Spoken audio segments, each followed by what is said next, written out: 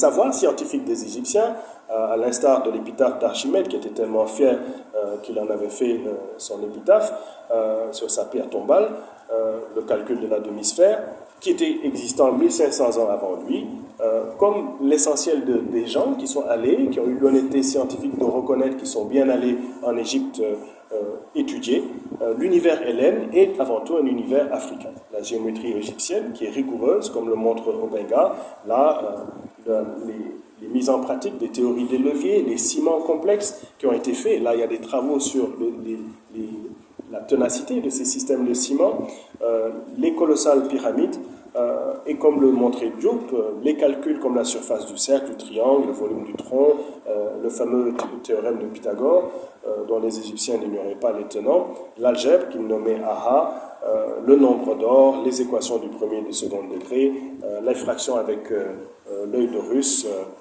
l'arpentage, l'irrigation des champs, l'impôt ou la construction des monuments. Donc il y a un panthéon de savoir rigoureusement scientifique, mais qui, dans la conception, disons, rationnelle, n'accepte pas cette particularité africaine. Il en est de même, par exemple, du lever héliaque de l'étoile Sirius, 1461 ans, qui est adoré parce qu'effectivement, il s'agit d'une étoile qui est l'étoile la plus brillante de notre firmament, beaucoup plus que notre Soleil, et qui est influencée dans sa trajectoire elliptique par une naine blanche qui n'est pas dans notre zone observable. Donc c'est extraordinaire que des gens qui n'ont même pas une jumelle arrivent à comprendre la trajectoire elliptique de cette étoile et à en déduire un calendrier rigoureusement exact et fondent leur civilisation à partir de la crue du Nil Hapi qui se répand et qui correspond au lever héliaque de cette étoile. Et qui en font donc leur calendrier, mis à part ces connaissances, le peuple dogon du Mali, avec conception ésotérique et mythologique, connaît aussi cette forme elliptique d'influence de Sirius dans le Canis Major, mais vraiment cette connaissance est admirable dans la période antique des calendriers qui sont en usage, avec des horloges solaires, des gnomons, donc des planches graduées avec l'ombre du soleil, et les clepsydres dans les temples lorsque il n'y a pas de luminosité avec le déversement de l'eau. Tout cela montre effectivement que il y avait un savoir extraordinaire. Et je pense que quiconque est allé dans la vallée des rois, quiconque a vu la magnificence de la construction d'une pyramide ou qui a vu les souterrains est absolument stupéfié et dit littéralement que ce sont des extraterrestres qui ont pu faire ces choses-là, tellement nos savoirs contemporains ne sont pas capables de réaliser des prouesses architecturales qui, évidemment, sont encore des équations pour la plupart des architectes contemporains qui pourtant modélisent à l'ordinateur. Et donc, il est de plus en plus clair que des techniques de bétonisation, de liquéfaction et en moule de roche ont vraisemblablement irrigué une portion majeure du monde jusque dans la cordillère des Andes et l'Asie du Sud-Est. Et ça, c'est très important. On peut se poser la question pourquoi à ce moment les Égyptiens n'écrivent pas dans ces endroits qu'ils auraient touchés par leurs colporteurs ou leurs aventuriers. C'est parce que l'écriture dans l'espace mat seul doit être faite parce que l'écriture est sainte et cette écriture doit être écrite dans l'espace kémétique exclusivement. Et d'ailleurs, cette question est d'autant plus délicate que nous approchons justement à la période du sacrifice du mouton, des traditions d'Abraham. Et là, une des choses très très intéressantes, c'est le pharaon hérétique Akhenaton, qui va délaisser le culte d'Aton. Donc ici on a Akhenaton et les fragments. Et une des choses intéressantes qui aurait peut-être beaucoup plu à Cheikh Anta Diop, c'est qu'Akhenaton qui quitte Thèbes et qui aménage une nouvelle capitale à Tel Amarna. Alors c'est la zone de Minya, c'est de là que vient ma mère, c'est une zone vraiment dans le milieu de l'Égypte. Et là on suppute sur l'identification de ces restes d'un vieux cercueil qu'on avait retrouvé autour de 1907, c'est la tombe KV55, et les fragments des os crâniens de cette momie font croire qu'il s'agit d'Amenhotep IV, Amenophis Akhenaton. Alors c'est intéressant parce que Akhenaton, que les Juifs appellent Ibrahim, c'est-à-dire celui dont le cœur a Ra en lui, donc c'est en fait Abraham. Et cet Abraham, les travaux de Roger Messod et Roger Sabat sont très intéressants parce que ce qu'ils montrent, c'est que Pharaon dans l'Égypte ancienne est un dieu, et l'une de ses prérogatives est de séparer les eaux, comme on le voit sur le hiéroglyphe, et il incarne et il maintient l'ordre des éléments. Et Akhenaton, après avoir rompu avec la religion de son père, le culte d'Amon, donc son père Amenophis III, donc je dis, il crée cette capitale et il change son nom en Amenophis IV ou Ankraton, et il dit Aton est vivant. Et donc ce système d'hérétique ne va pas lui survivre, son enfant sera assassiné tout en Khamon, et il est très vraisemblable qu'Aï, qui est un des personnages connus dans l'égyptologie, va arriver au pouvoir avec d'autres éléments qui viennent corroborer cela, notamment Horembeb, qui serait en fait, on dit que Ramesses lui-même serait le fils de Haï, et qu'ils auraient assassiné Akhenaton, appelé par la suite Abraham, et restauré le culte d'Amon. Alors ça, c'est fondamental dans la mesure où c'est le début de la religion monothéiste. D'ailleurs, lorsque les Hébreux arrivent, et les Yaouds qui croient à cela jusqu'à l'époque de Moïse, qui vont se faire pourchasser comme hérétiques hors d'Égypte, eux ne retiennent pas le culte d'Abraham avec le mouton sacrificiel, parce que ce système de soumission n'est pas acceptable pour eux. Et les chrétiens, quand ils arrivent, beaucoup plus tard, qui eux-mêmes ne sont pas chrétiens, ne retiennent pas le sacrifice d'Abraham. C'est beaucoup plus tard que les musulmans retiennent cela, parce que la religion islamique, qui est une religion de soumission, a besoin de cet exemple de soumission, parce que le père doit tuer son fils et prouver qu'il croit en l'éternel. Donc ceci est une digression importante, sans trop rentrer dans les détails, mais qui est importante dans le fait que le savoir des systèmes religieux s'institutionnalise en réalité en Égypte et permettent les trois religions monothéistes, c'est-à-dire une origine africaine des trois religions monothéistes, ce qui bien sûr au niveau des exégèses pourrait être considéré comme des blasphèmes selon les degrés de religion ou le degré de religiosité des gens. Mais moi j'assume ici, il s'agit de l'histoire, c'est des faits qu'on essaie de coller et qui sont très très intéressants. Il en est de même lorsque vous reconstituez le savoir médico-légal de Hippocrate. Aujourd'hui, la plupart des médecins font le serment d'Hippocrate, alors que, sans jeu de mots, il s'agissait d'un hypocrite qui avait littéralement plagié l'essentiel des tables. Van der Erck le prend en flagrant de délit avec le diagnostic de la femme stérile. Donc les Égyptiens, selon ou non que cette chose était avérée, faisaient tout simplement avec l'ail qu'ils introduisaient dans le vagin de la femme, et dans les glaires, ils voyaient dans l'alicine qui se détachait et qui laissait un halo dans les glaires, et ils déduisaient que cette femme était stérile ou pas. Selon que ce soit vrai ou pas, il se trouve que les Grecs de l'époque d'Hippocrate ne connaissaient pas l'ail, ou l'ail était très rare. Donc ça amène Van der Eyck de commencer à comparer l'essentiel des tables, et il voit effectivement qu'il a plagié littéralement l'essentiel des tables qui existaient déjà dans les papyrus, donc notamment le papyrus Carlsberg, qui montrait ces éléments au niveau des diagnostics et des posologies et des pronostics avérés. Et d'ailleurs, même vous regardez la façon par laquelle la médecine procède, l'identification du diagnostic, le traitement, etc., sont vraiment une méthodologie calquée vraiment sur la méthode égyptienne d'antan. On allait même jusqu'à dire qu'ils arrivaient à déduire si l'enfant serait un garçon ou une fille, parce qu'ils gardaient avec de l'orge ou du seigle l'urine de la femme sur ces choses-là, la façon par laquelle ces plantes poussaient, ils déduisaient, selon en fait la fertilité, qu'on aurait un garçon ou une fille. Ces choses-là ne sont pas avérées, mais c'est intéressant parce qu'il s'agit effectivement d'un système de sécrétion d'hormones. Leur connaissance était absolument fantastique.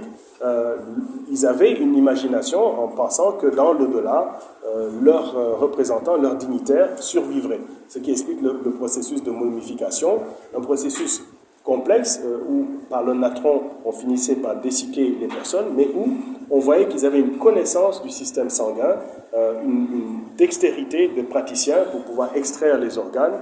Certes, ils extrayaient le cerveau par les narines, donc hélas, ils dessicquaient le cerveau, donc c'est pas sûr qu'ils vont pouvoir reconstituer par des synapses plus tard l'électricité cérébrale, mais toujours est-il qu'on ne sait pas. Si on met une momie dans de l'eau, elle reprend sa forme, on ouvre les canopes, on prend son foie, son cœur.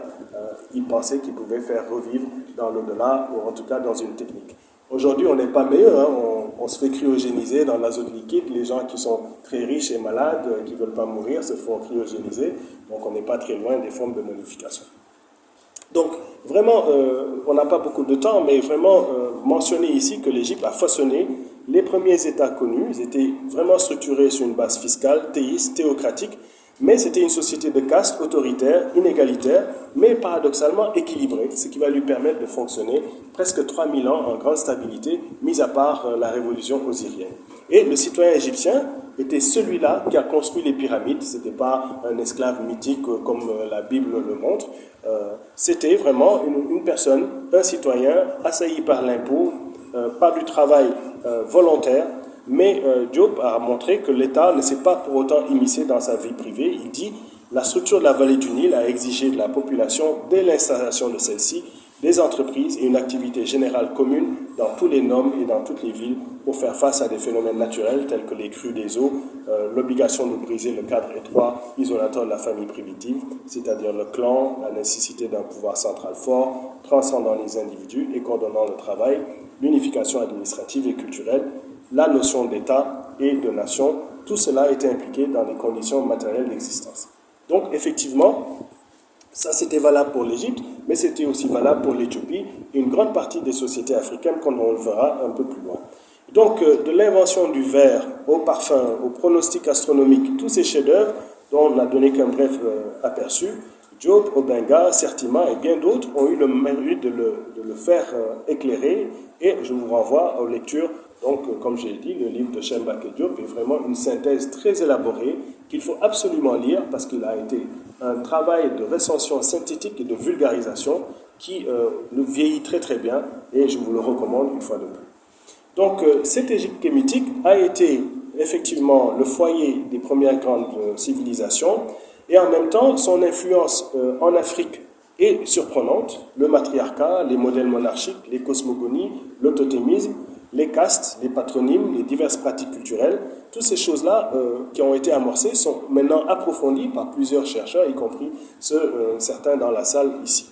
Et ces emprunts que les sociétés extérieures n'ont pas voulu reconnaître, c'est très très important de reconstituer cela. Bien sûr, il ne faut pas tomber dans le diffusionnisme. Il y a eu d'autres sociétés très puissantes qui influencent les systèmes mondes de l'époque, mais comme je l'ai dit, c'est des sociétés qui ne sont pas nécessairement en lien ou qui sont en lien grâce à des colporteurs ou des gens qui les mettent en lien. Ainsi, par exemple, disséminés à partir de l'Égypte à travers toute l'Afrique, dès le 6e siècle avant Jésus-Christ, des peuples africains vont commencer à fusionner et fonder plusieurs civilisations. Ainsi, la haute vallée du Nil, il y a Couche, la fabuleuse qui convoya vers l'intérieur de l'Afrique son commerce et son savoir, Napata, Méroé. 814 ans avant Jésus-Christ, vous avez Carthage, redoutable république maritime qui a fait trembler toute l'Europe. Aksum, qui à partir du IIIe siècle avait déjà frappé sa monnaie dans l'Éthiopie. Et ensuite l'Empire du Ghana, qui avait la taille de l'Europe, qui a atteint de hauts degrés de sophistication politique, qui avait une constitution, qui avait un système marchand très sophistiqué, qui se marchandait avec la Méditerranée, avec l'Asie, et bien des produits qui aboutissent en Europe aiguisent la convoitise pour cette route des épices et de l'or et de la soie. Les gens pensent que ça vient d'Asie, mais en réalité, ça vient des contrées africaines. Mais seuls les Amazirs et les Arabes connaissaient en réalité l'origine de cet or, de ces esclaves, de ce sel, de ces épices.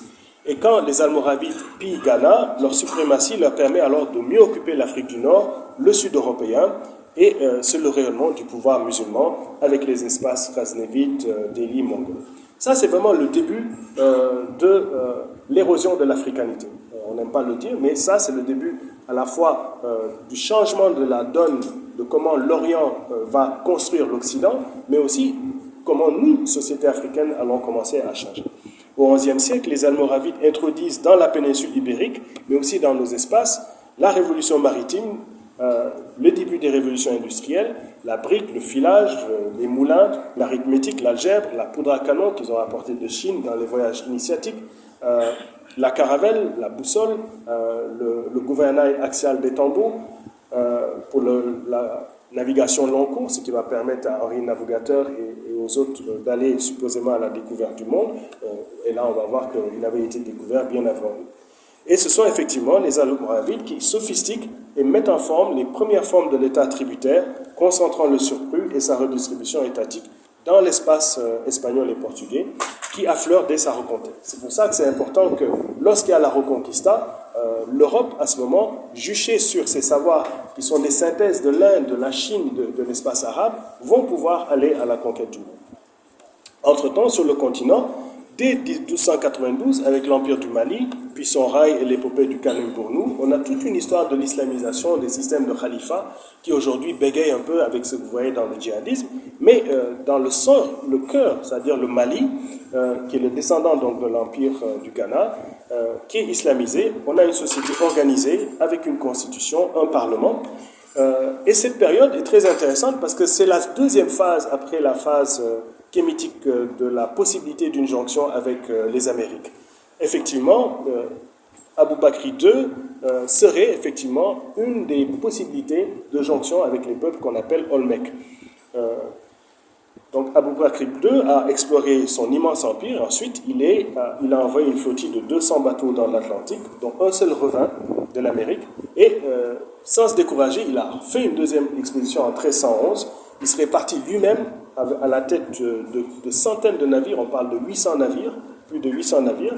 Et il s'y serait établi en Amérique, où il aurait développé une vie là-bas. Alors que son frère Mansa Moussa, celui qu'on connaît dans les chroniques et qui assurait sa vacance, recevait un des bateaux qui est arrivé avec des victuailles qui n'existaient que dans les Caraïbes et des produits agricoles et qu'il va même pouvoir lui réexpédier du bétail vers cela. Donc cela, vous le retrouvez dans Shihab al-Din Ahmad ibn Fadiallah, Masak al-Ansar, qui est les voies des regards sur les royaumes des grandes villes, mais aussi dans l'ouvrage de Pathé Gagne, dans Bakary II et Christophe Colomb à la rencontre de Tarana ou des Amériques. Donc il y a eu, bien sûr, on n'a pas le temps, mais c'est très important, tous les travaux, par exemple sur le Monomotapa, l'énigme des murailles dès le XIIe siècle, avec le grand Zimbabwe, ou la fameuse ville de Edo, qu'on a ici en image reconstituée avec ses douves, plus de 6500 km sur 160 km de long, qui est la plus grande construction humaine de la planète, 4 fois plus grande que les murailles de la Chine, et qui ont été partiellement détruites par les forces britanniques durant la période impériale britannique. Donc, en matière d'influence, d'échange, de produits, de techniques, il y a 5000 ans jusqu'à 2000 ans de notre ère, l'Afrique a participé au système monde ancien, et donc revoir la grille du système monde est complexe, c'est-à-dire qu'il faut regarder l'antériorité, pas seulement avec l'avènement du capitalisme, mais l'étirer dans la mesure où des sociétés à État et des sociétés acéphales, qu'elles soient tributaires ou aristocratiques, vont participer de façon indirecte à l'édification du capitalisme. Je vous passe sous silence parce que la Chine est à la mode, mais tout un chapitre dans cette réflexion sur l'espace asiatique dont on ne parle pas souvent, mais qui est un espace très important, l'espace de Zhongguo, qu'on appelle la Chine, où de 5000 ans avant Jésus-Christ à la dynastie Zhou, 800 ans avant Jésus-Christ, on a une culture chinoise extrêmement métissée qui continue à siniser ses voisins et qui connaît des niveaux de sophistication avec un État-empire mandarinal, sa bureaucratie, ses techniques, etc. Et les Almoravides, les Arabes, les Indiens vont bénéficier de ces apports. Donc, tout ça pour dire que les espaces des systèmes monde afro-eurasiens, comme le montrent Frank et Gillis, vont féconder d'une certaine façon l'avènement du capitalisme, mais bien sûr, il faut nuancer de façon très importante cette grille du système monde avec d'autres grilles divergentes, celle de Samir Amin, de Wallerstein. Celle de Gillis est très intéressante dans la mesure où elle considère que le capital, en tant que forme de rapport social, a été présent et a joué un rôle significatif dans l'Antiquité. Là, il montre le rôle déterminant, voire central, dans le modelage et l'expansion du système monde sur plusieurs millénaires et à travers le monde entier, pas seulement en Europe, mais lors des 5 siècles passés. Samir Amin a toujours considéré que cette conception était plutôt une mauvaise interprétation des sociétés tributaires et a reproché à André Gunder Frank et à Gillis en fait ces visions assez réductrices en montrant que la polarisation qui caractérise le système monde est inhérente au capitalisme, elle existe depuis 5 siècles au bas mot, que cette polarisation inhérente au capitalisme s'amorce à l'époque mercantiliste et se déploie avec la révolution industrielle, et elle prend sa forme contemporaine avec l'impérialisme, puis plus tard les peuples de la périphérie, donc les peuples d'Afrique, qui ne peuvent pas se libérer de ces effets désastreux, qu'en rompant avec l'intégration, sont restés enfermés dans une division internationale du travail qui les a fragilisés. Alors, c'est là que c'est important parce que, certes, se mondialise graduellement en moins de 5 siècles la loi de la valeur, l'aliénation marchande et aujourd'hui ce qu'on par jeu de mots on peut appeler le monétéisme avec la monnaie, mais en réalité, moi je soupçonne qu'il y a un autre phénomène que je décris comme étant le mégalo-ensemble. C'est-à-dire qu'il y a un sous-système qui est pratiquement l'hégémonie occidentale, mais avec un concept qui est le développement. C'est en fait le développement qui est le cheval de Troie qui permet de comprendre l'intelligibilité de comment ce système-monde se met en place. Pour le comprendre, il faut revenir en fait dans l'ère médiévale, dans la triangulation des espaces italiens, hollandais et ibériques, la maturation des formes d'individualisme, de morale religieuse, de formes du travail, de propriété et d'accumulation. Alors ça, c'est les formes proto-capitalistes.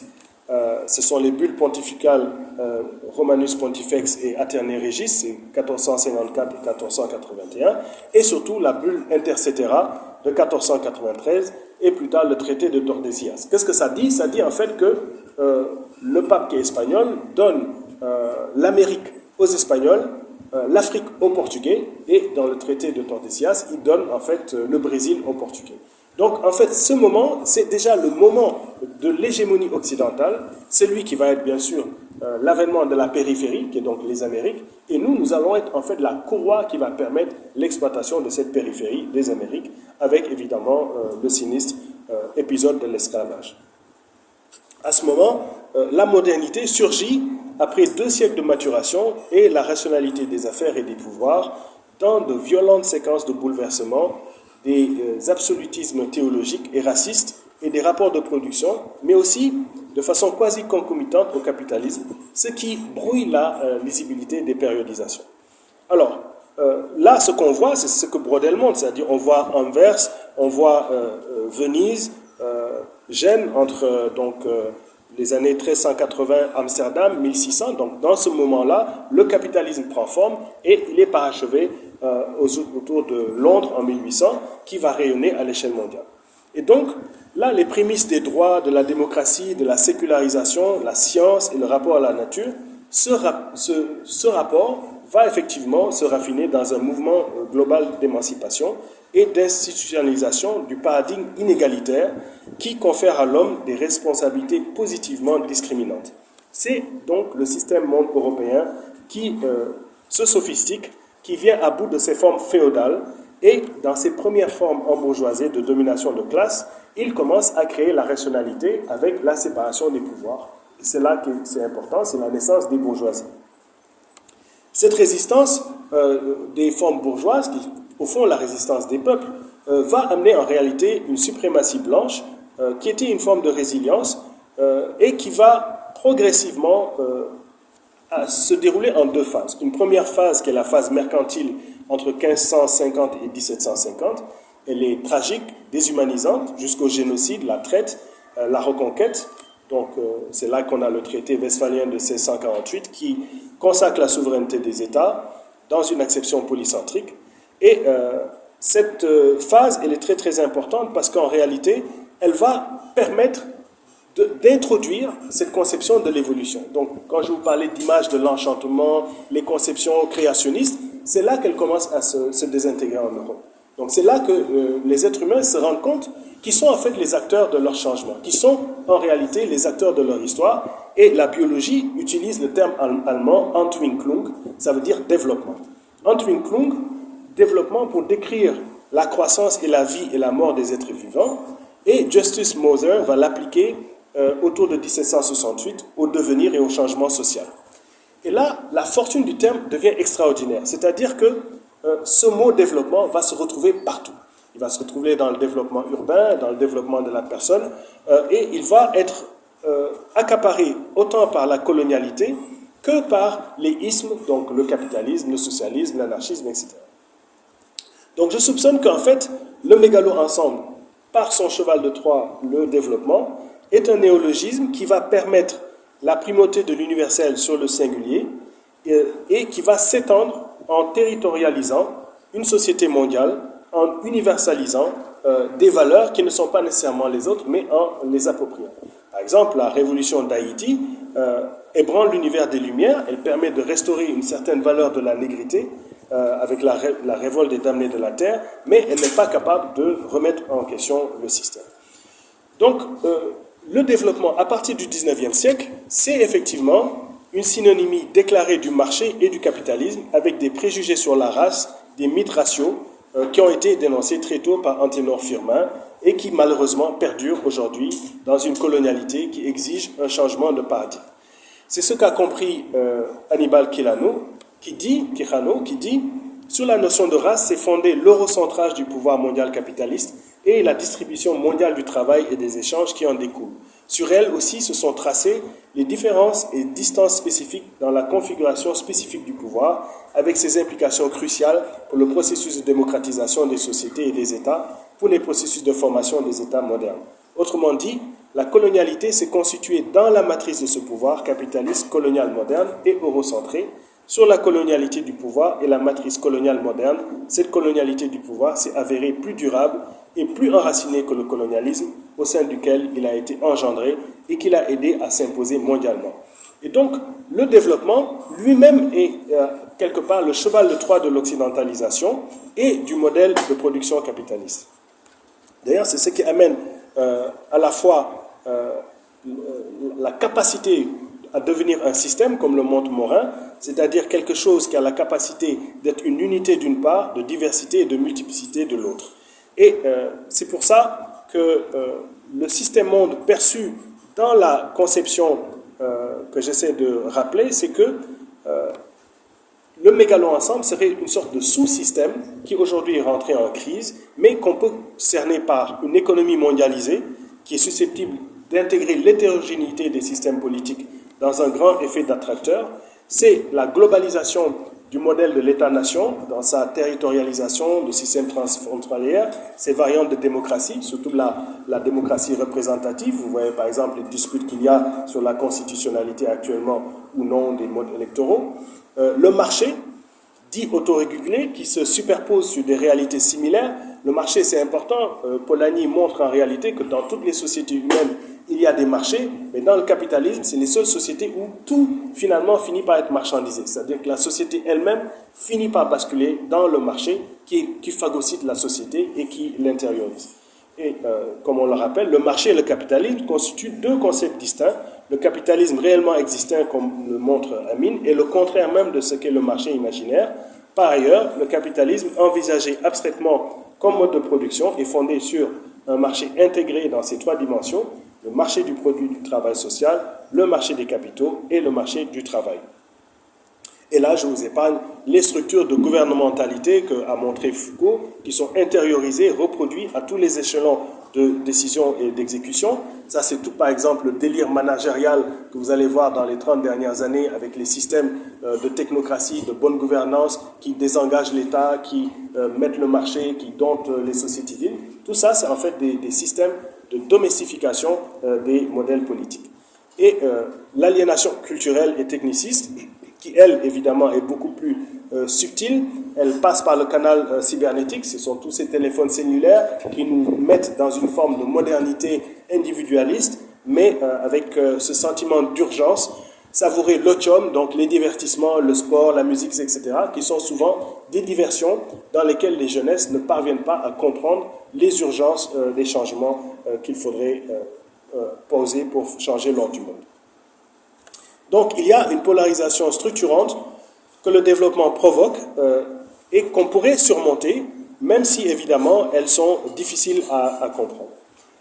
Aujourd'hui, nous sommes dans une sorte d'impasse où le système est rentré en panne. C'est-à-dire l'Occident est en crise, elle est contestée dans ses maillons faibles par le capitalisme russe, par le capitalisme de marché chinois et par le modèle de capitalisme d'État de l'Inde. Et ces systèmes s'essoufflent. Et en s'essoufflant, ce mode que j'ai décrit rapidement amène véritablement les pays occidentaux de se raidir dans le militarisme et la géopolitique du chaos. Et c'est comme ça que l'instrumentalisation du terrorisme va naître au début avec les talibans, on va instrumentaliser les talibans pour faire tomber l'Union soviétique, mais petit à petit, par l'entremise d'États, que ce soit le Qatar, l'Arabie saoudite ou le Koweït, on va créer des systèmes qui se ramifient, bien sûr, jusqu'au Pakistan et dans les pays du Maghreb, et ces systèmes vont se déliter, et comme vous l'avez vu, c'est des hordes qui vont être lâchées, notamment après le casse de la Libye, et c'est la situation sahélienne que j'ai décrite dans mon film Africom Go Home, base étrangère hors d'Afrique, où on voit effectivement cette géopolitique du chaos s'instaurer. Donc, en d'autres mots, pour que vous compreniez bien ce que j'essaie d'expliquer, c'est que il y a une histoire eurocentrique du monde, il y a une conception occidentalo-centrée du monde qui domine. Vous la voyez d'ailleurs de l'ère de Mercator jusqu'à ces atlas qui sont aujourd'hui dans la plupart des livres de géographie et qui représentent le monde tel qu'il ne l'est pas. Vous prenez le Groenland comme ça, le Groenland que vous voyez, la partie blanche, rentre 14 fois dans le continent africain. L'Afrique a l'air absolument minuscule sur une carte comme celle-ci. Alors qu'en réalité, l'Europe a la taille des deux Soudans. D'accord? C'est tout simplement en repoussant dans le tiers inférieur la carte du monde, l'Europe se grandit et c'est à peu près ce qui se passe. C'est-à-dire on crée un système eurocentré qui camoufle les savoirs et qui, par la géographie, redonne une autre vision du monde qui est erronée. Dès 1977, la projection de Peters, ici, qui en renonçant effectivement au pôle qu'elle va tasser, est rigoureusement exacte au niveau de ses superficies. Là, vous voyez vraiment la taille de l'Afrique, vous voyez la taille de l'Inde, vous voyez effectivement la taille de l'Europe. L'Europe qui avait la taille de l'Empire du Mali. Voici les véritables proportions du monde tel qu'il devrait être dans tous les ouvrages de géographie depuis 1977, mais qui ne l'est pas. Parce que l'Occident, qui a cette conception, si vous allez en Asie, le monde a l'air à l'envers, les Chinois le mettent un peu à l'envers, donc on peut mettre le monde à l'envers, l'Afrique du Sud serait en haut, ça ne change rien, c'est un globe. Mais ce qui est important, c'est que cette représentation est rigoureusement exacte dans les faits. Et d'ailleurs, vous la voyez, si vous voulez une autre représentation, voici les véritables dimensions de l'Afrique. Vous voyez qu'on peut y faire entrer la Chine, les États-Unis, l'essentiel de l'Inde et la plupart des pays européens. Et vous voyez que dimension des 30 millions de kilomètres carrés de l'Afrique, c'est pas rien. C'est le deuxième continent au monde par sa superficie. Mais en voulant réduire par la géographie sa prestance, en réduisant le fait que nous n'avons pas d'histoire, que nous n'avons pas véritablement créé de civilisation, ce système eurocentré qui en avait besoin pour juguler les sociétés africaines, pour imposer la colonisation, a persisté dans la colonialité et c'est ce système qu'il faut bien sûr décrypter. Là, je vais vous montrer différentes cartes dans les visions encore dominantes sur la structuration. Par exemple, cette carte, c'est une carte que je montre à mes étudiants qui modélise comment les frontières sont construites sur à peu près 3-5 siècles. On n'a pas le temps de la faire jouer, c'est une carte interactive. Et là, effectivement, vous voyez la construction hégémonique des États, comment on a construit, y compris dans nos pays à nous, nos espaces géographiques. Et le monde occidental, le monde dit libre, est considéré ainsi, c'est-à-dire qu'il y avait le bloc communiste des années 70 et il y a le bloc des pays dits libres. Et cette vision, c'est la vision dominante, vous la verrez dans les représentations américaines, géopolitiques. Pourquoi j'avais fait mon film Africom Go Home, c'est parce que à partir de Stuttgart, on contrôle tout le continent africain. Et parce que la suprématie américaine, c'est de considérer la planète comme leur turf, comme leur espace, leur précaré, leur chasse gardée. Et ils ont divisé le monde en US Northcom, US Southcom, US Africom, etc. Et eux voient le monde comme ça. Et parce qu'ils voient dans leurs intérêts. Et nos pays ne peuvent pas, pour l'instant, résister à cette division du monde. Or, cette division du monde, elle est celle qui est essentielle aux firmes multinationales pour l'industrie extractive, pour la ponction des minéraux. Parce que sans cette surveillance militaire, ces firmes multinationales n'ont pas l'arrogance de pouvoir disposer de la réflexion des codes miniers et des espaces qui leur sont prodigués. Donc, il en est de même au niveau des régionalisations géographiques qui sont faites par les Nations Unies, la façon par laquelle on divise les systèmes, la classification de la Banque mondiale, par exemple, on va amputer l'Afrique, le Middle East et North Africa, on prend tout le Nord, on le met avec les Arabes, on enlève une grande portion de l'Afrique. Ça, c'est des conceptions encore de la colonialité qui persistent dans les dispositifs multilatéraux.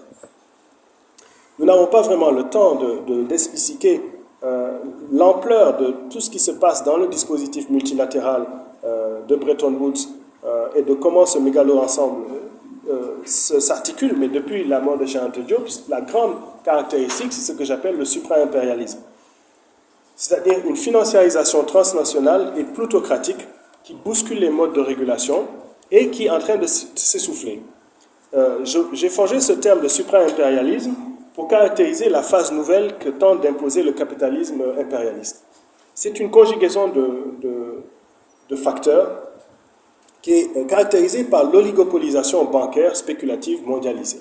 Samir Amin avait montré déjà au niveau de la loi de la valeur que l'impérialisme n'était pas un stade, fut-il suprême, il est immanent à son expansion, cet impérialisme, et la conquête impérialiste de la planète par les Européens et leurs enfants nord-américains s'est déployée en 2 temps et peut-être même une troisième. Et c'est cette fameuse phase qui est la troisième qui est intéressante. Donc supra, en latin au-dessus, plus haut, il désigne les extensions multiformes de l'espace du capital dans lesquelles différents vecteurs oligopolistiques tentent d'infléchir l'économie mondiale.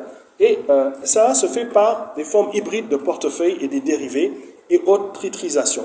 Ça permet à la financiarisation de se coupler aux différents secteurs de la vie productive et de la consommation, de les influencer, d'induire des changements structurels, comme l'a montré Benfin. C'est-à-dire que la finance entretient une relation symbiotique avec le processus d'accumulation du capital, où elle assume des fonctions vitales mues par ses propres impératifs. Alors, ce qui se passe, c'est que il y a une sorte de crématistique sans vergogne qui s'impose, où le monde salarial, comme le monde des affaires, réinvestit dans l'actionnariat qui monopolise et centralise les capitaux en socialisant les affaires jusqu'aux petits actionnaires, les baby boomers ou pas.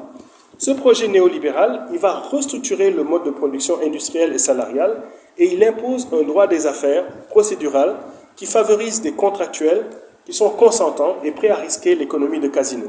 Là, les grands boss, les big boss, les mercenaires de la finance, en charge d'augmenter la valeur de ces actifs, obtiennent à chaque retour sur investissement des actionnaires des bonus et des salaires faramineux. Ces stock options et divers droits de propriété leur permettent de prendre en otage des montages financiers qui bénéficient en réalité à un cercle restreint de leurs subalternes voués à réduire les frais et couper les postes dans l'entreprise. C'est donc ce système-là qui est constamment en évolution, qui crée effectivement des milliardaires, qui est en train d'accélérer la financiarisation et les actionnaires exigent la valorisation et elle est axée sur une valeur progressive qui repousse sans fin l'accumulation. Donc vous avez une banque, vous avez des assurances, vous êtes un particulier, vous avez une hypothèque de maison, un salaire, votre banque investit dans l'armement, investit dans tel secteur, dans le gaz, etc. et fait fructifier cela par ses actionnaires. Cette transformation ici ne doit pas faire croire que le capitalisme change fondamentalement de forme. À son cœur, le dispositif valeur-travail, qui s'étend de plus en plus par la financiarisation de façon globalisée, assure ce supra-impérialisme et Marx avait montré effectivement la complexité de la transformation du capital de son stade initial argent à celui d'argent accru qu'il va avoir dans un processus productif. Sauf que là, le processus productif, c'est la finance même qui le génère. C'est comme si on dit l'argent est généré par un autre argent, c'est une sorte de capital fictif qui va en progression. Et donc ce système, qui est un système extrêmement complexe, d'une puissance technocratique et financière, que j'appelle le supra-impérialisme, est articulé sur des oligopoles, eux-mêmes qui sont en crise, dans la lutte pour la centralisation du contrôle du capital. Là, c'est à la City de Londres, c'est à New York, qu'on s'inquiète du basculement vers l'Asie. Parce que la dette chinoise atteindrait 55 milliards de dollars, dont 40% relèvent d'entreprises non financières. Tant que la Chine gardera le contrôle étatique de l'essentiel de son pôle de banque, c'est-à-dire si elle refuse de libéraliser son système financier et d'ouvrir aux mouvements internationaux des capitaux, et tant qu'elle ne s'engagera pas dans la globalisation financière, les requins de la finance de la triade, c'est-à-dire des États-Unis, Japon et de l'Europe, resteront extrêmement inquiets et déterminés à faire la guerre. Et tant que la Chine restera souveraine, ils vont vouloir utiliser le Tibet, Taïwan, Hong Kong et toutes sortes de moyens pour freiner la route de la soie. Et cette guerre en Ukraine, d'ailleurs, n'est qu'une des facettes de la recomposition des blocs géopolitiques que nous avons actuellement en face. Donc, face aux menaces de la crise financière mondiale et à la récession généralisée, les requins de la finance et les exécutants des oligarques plutocrates résistent à la seule solution possible, un recul de la financiarisation. Il faudrait absolument se battre pour que cette financiarisation puisse laisser place à un développement, à un visage humain, si cela est possible. Ça suppose évidemment une décentralisation large des surplus ponctionnés par le capitalisme mondialisé, une décentralisation en faveur d'une marge de manœuvre accrue aux paliers nationaux et surtout, pour nous Africains, des projets souverains couplés à une restructuration du système financier international. Mais pour l'instant, cela n'est pas possible parce que on est dans un système que Harvey a appelé l'accumulation par dépossession, qui est en train de prendre plus de place que la reproduction élargie. C'est-à-dire que le mode de développement capitaliste impose au niveau politique, social et culturel et économique à l'humanité défavorisée le dépouillement des patrimoines sociaux, la terre, les ressources, les richesses, les droits. C'est ce que vous voyez dans la spéculation. Quand on prend ces bâtiments, ces immeubles qui poussent, ces argents que vous voyez, les gens qui occupent de plus en plus l'espace foncier et qui n'habitent pas là, mais qui spéculent à la hausse. Des investissements improductifs, dans le but d'accumuler du capital. Alors, ce système, il faut évidemment le comprendre comme étant un modèle de concentration du capital plutocratique et il est basé sur des monopoles. C'est ce que Samir Amin appelle les 5 monopoles. Le monopole dont bénéficient les centres contemporains dans le domaine de la technologie, dans les dépenses de l'État, les monopoles dans le domaine du contrôle des flux financiers, et pour nous qui sommes dans la zone CFA, c'est très important de sortir de là, parce que tant qu'on est dans cette zone-là, nous sommes complètement en capture. Donc c'est l'importance de la maîtrise de la centralisation du surplus. Ça, c'est un monopole qui nous échappe.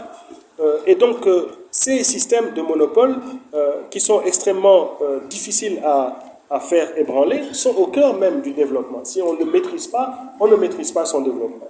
C'est la même chose pour le monopole dans l'accès aux ressources naturelles. Lorsque vous n'êtes plus propriétaire de vos ressources, lorsque les firmes multinationales ont l'essentiel par la réfection des codes miniers, l'accès et la propriété des ressources, lorsque vous n'avez que des redevances sur ces ressources, comment voulez-vous vous développer? Et donc ces ressources, c'est ces monopoles que les grandes puissances détiennent et font courir à la planète, évidemment, une surexploitation insensée.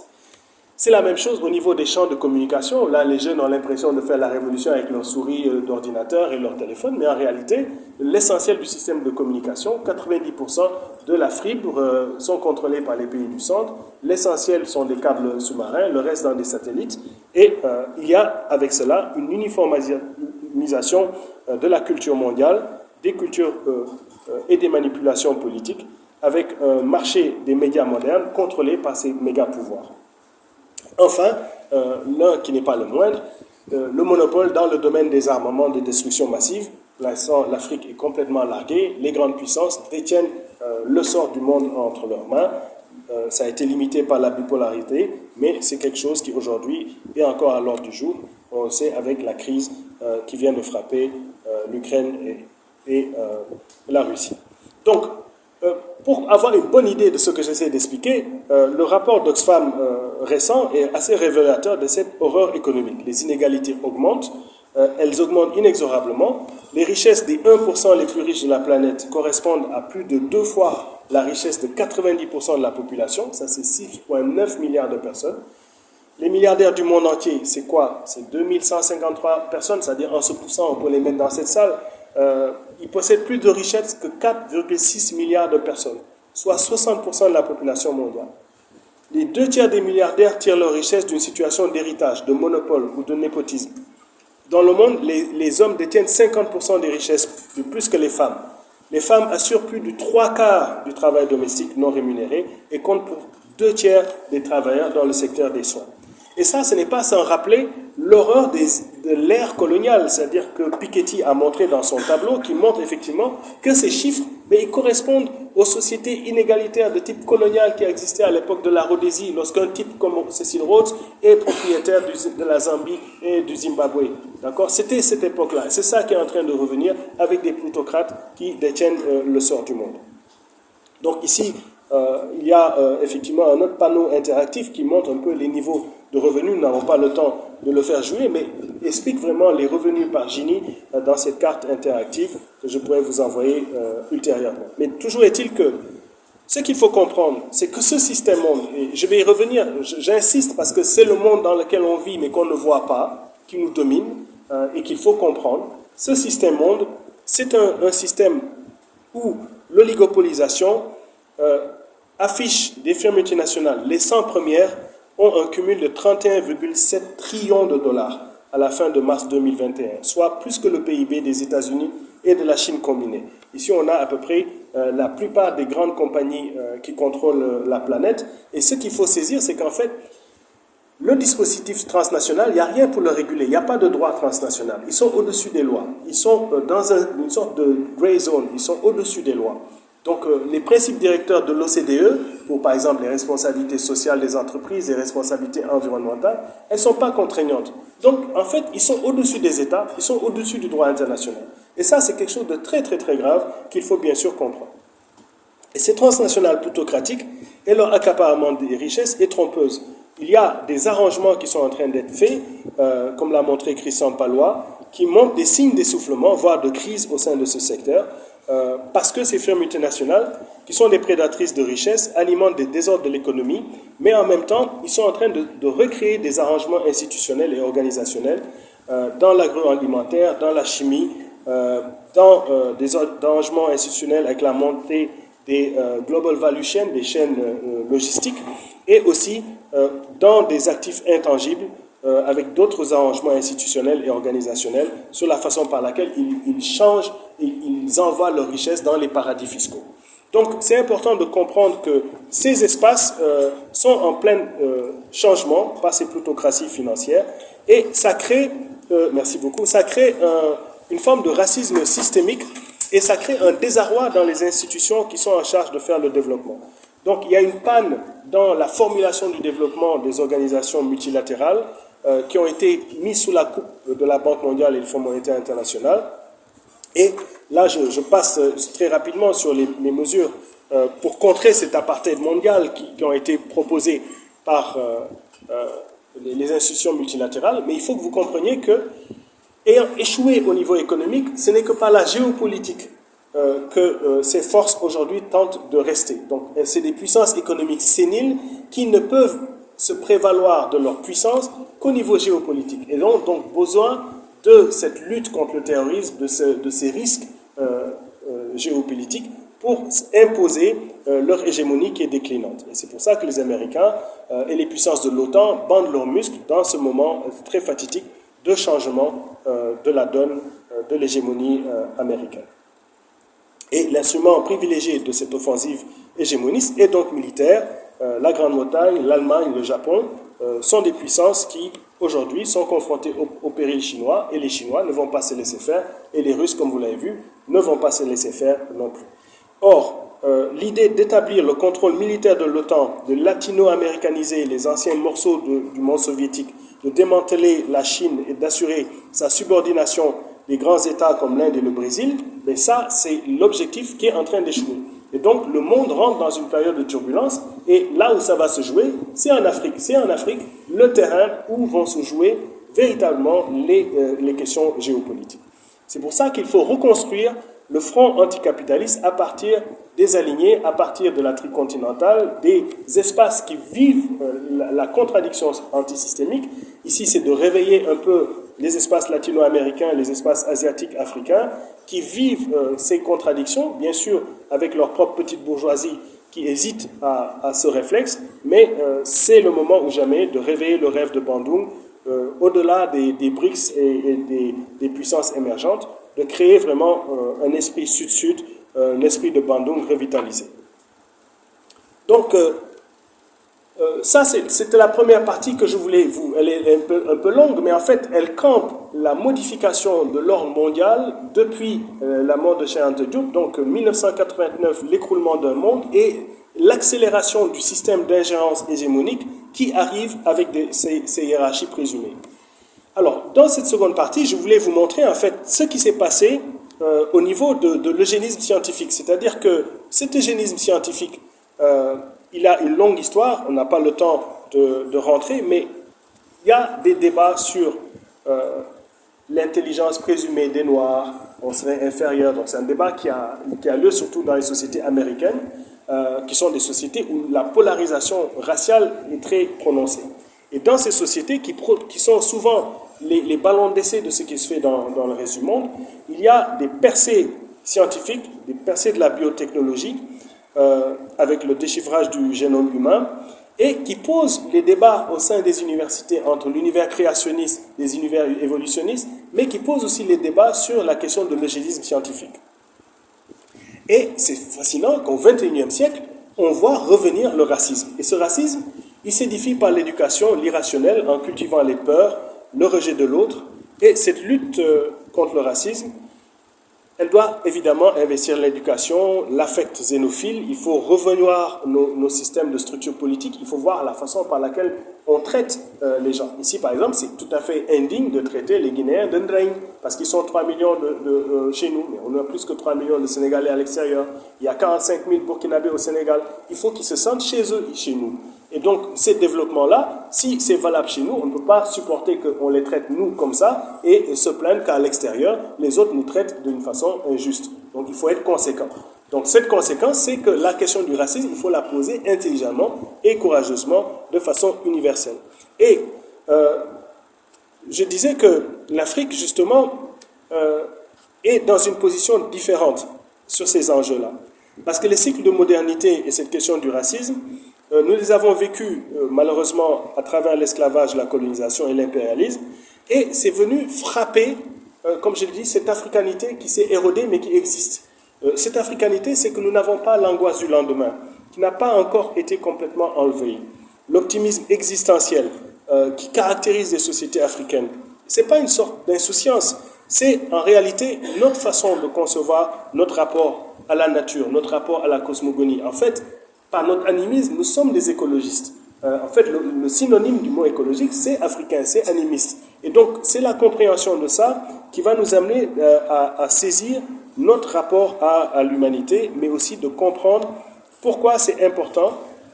Au moment où on a eu l'affaire Floyd aux États-Unis, que dénonce Black Lives Matter, où on a les enjeux de l'odyssée de la race humaine, où on a encore des débats sur l'acquis et l'inné, de comprendre le fossé qu'il y a sur la question des racismes et des pseudosciences. Donc, je vais vous épargner en fait la première période qu'on appelle la période des racismes scientifiques, donc le proto-eugénisme et le racisme jusqu'à la période hitlérienne, mais qui sont des périodes de systématisation, et là-dessus j'ai essayé d'expliquer l'eugénisme galtonien, l'eugénisme jusqu'à la période hitlérienne, la façon par laquelle on a infériorisé nos sociétés, et ça c'est ce contre quoi Anténor Firmin jusqu'à Cheikh Anta Diop s'est battu. Je veux plutôt faire un saut au-delà de l'eugénisme moderne pour arriver dans ce que je peux appeler le post-eugénisme, qui est troublant dans la mesure où c'est par le canal de la science que s'infiltre ce discours. Et je ne vais pas être très long, mais je veux attirer votre attention dessus. Ce post-eugénisme, l'eugénisme moderne, c'est un triomphe subtil de l'eugénisme positif, basé sur en fait des choix individuels orientés vers une finalité. C'est-à-dire que on va pouvoir confectionner à partir de l'évolution des biotechnologies, de la médecine prédictive, des dérives qui vont au début passer de la mère porteuse à la procréation assistée, au dépistage, à l'embryon, etc. Mais de plus en plus à des informations génétiques sur la santé individuelle, sur la santé collective et la liberté de choisir la couleur des yeux de ses enfants, la couleur de l'enfant, son pédigré, etc. Le type d'intelligence qu'il pourrait avoir, etc. Donc, ici, c'est toute la question de est-ce que alors que le système de la race est en train de se défaire, l'eugénisme, la question de la génétique ne va pas venir remplacer en fait le racisme. Les Européens modernes descendent d'Africains, comme on l'a dit, les Suédois descendraient des Nigérians, et les humains sont identiques à 99,9%. Or, à partir de certains travaux, comme ceux de Charles Murray ou Richard Herrnstein de Bell Curve, la courbe en cloche, on a commencé à insinuer que il y a des QI qui sont supérieurs chez des populations, que lorsqu'elles sont négroïdes, elles ont des QI inférieurs, que donc finalement l'intelligence est innée, le QI aussi, et qu'il ne vaudrait mieux ne pas gaspiller tant d'argent à soutenir des politiques socio-économiques de discrimination positive à l'égard des Noirs, qui seraient moins intelligents, ils sont en plus marginalisés par le fossé technologique, et ça ne sert à rien d'investir aux États-Unis, au Canada, autant d'argent. Alors ça, c'est extrêmement dangereux. C'est un débat qui a eu lieu juste après le décès de Sheranta et qui allait justement en s'aggravant. Donc l'argument, c'est que les Noirs seraient donc les moins intelligents et de surcroît affaiblissent le niveau moyen de la population. Et avec force statistique, on va illustrer combien les Noirs avaient des quotients intellectuels plus faibles, comment ils réussissaient moins bien, etc. Là, c'est créé tout un débat sur l'intelligence. Et là, à mesure que la science avance sur les capacités cérébrales des êtres humains, on se rend compte en réalité que nous sommes tous à même enseigne, que ce sont les conditions matérielles d'existence qui permettent à la physiologie du cerveau de bien croître. Donc un enfant qui naît dans des conditions difficiles, qui a une carence alimentaire, mais ne va pas avoir une intelligence qui va pouvoir lui permettre de se développer. Et les tests d'intelligence n'est pas une simple opération de mesure, ni l'intelligence une simple grandeur mesurable. Il y a différentes sortes d'intelligence, comme le monde Gardner, l'intelligence musicale, l'intelligence du geste chez les sportifs, l'intelligence logico-mathématique qu'on voit dans les tests QI, l'intelligence linguistique des poètes et des écrivains, l'intelligence spatiale qui permet de se repérer dans l'espace, etc., etc. Donc, toutes ces formes d'intelligence ont amené effectivement beaucoup de praticiens dans les Amériques de commencer à regarder au niveau de la progression moléculaire, notamment l'équipe de Bruce Lahn, qui observe deux gènes, les deux gènes, la variante microcéphale qui serait apparue lors de l'émergence de la musique, de l'art et des pratiques religieuses, et qui explique certaines formes de polyformisme. Et ils déduisent de cela que si les gènes qui contribuent à réguler la taille du cerveau concourent aux connaissances, elles seraient en réalité la cause des développements culturels, et il y aurait même des influences qui pourraient expliquer pourquoi certaines sociétés seraient plus avancées que d'autres. D'autres glissements à caractère eugéniste, par exemple, on va dire le QI des juifs ashkénazes, comme Freud ou Einstein, serait de loin supérieur aux autres, parce qu'ils ont une plus grande différence dans les QI supérieurs. Par exemple, 140, on note 4 pour 1000 pour les uns, 23 pour 1000 pour les autres. Et on va, par exemple, dire que une hypothèse, c'est que le sphingolipide ou toute forme de déficience génétique engendre des mutations qui permettraient à certaines personnes de performer mieux que d'autres. Et du fait qu'ils sont endogamiques, du fait qu'ils se marient entre eux, ils ont une propension à pouvoir réussir mieux que d'autres. Donc on voit des glissements qui sont dans le discours de certains de ces post-eugénistes qui essayent d'expliquer des phénomènes culturels socio-économiques par des raisonnements basés sur des critères à caractère de généticien. Et à mesure qu'on explore le génome humain, juste au début, après 13 ans d'exploration, le projet nous apprend que les êtres humains, comme je disais, avaient 99% de stock génétique similaire, mais on n'aurait pas 100 000 gènes, mais à peu près une trentaine de milliers dans l'état de nos connaissances. Et c'est par un canal détourné, c'est-à-dire par le canal des maladies et des tares génétiques, que le glissement vers l'eugénisme scientifique se fait. Par exemple, on recense des milliers de mutations responsables de maladies chez l'humain. Par exemple, dans la lutte contre le sida, on a soutenu que les ravages seraient plus grands dans les pandémies chez les Africains par rapport aux Européens, proviendrait que ces derniers ont développé une résistance alors que leurs ancêtres ont été confrontés à l'épidémie de peste de 1346. Dès 1996, l'équipe de Krupp a porté cela à l'attention de la communauté scientifique. Les laboratoires n'ont pas trouvé d'Africains porteurs de gènes anti-VIH hétérozygotes, mais les porteurs du gène mutant disposent de récepteurs sécrétant ce qu'on appelle des chémokines qui assistent le système immunitaire contre le virus. Il existe d'autres mécanismes subtils, mais tout aussi intrigants. Par exemple, dans les populations noires, lorsqu'on parle des prostituées de Nairobi au Kenya, qui sont porteuses du virus, qui ne contractent pas la maladie et qui disposent d'anticorps pour la combattre. On peut donner d'autres exemples. Récemment, d'ailleurs, avec l'histoire de la Covid, vous avez été témoin comme moi. Lorsque, avec la Covid, il est apparu que la génétique serait impliquée en raison de certaines prédispositions héritées.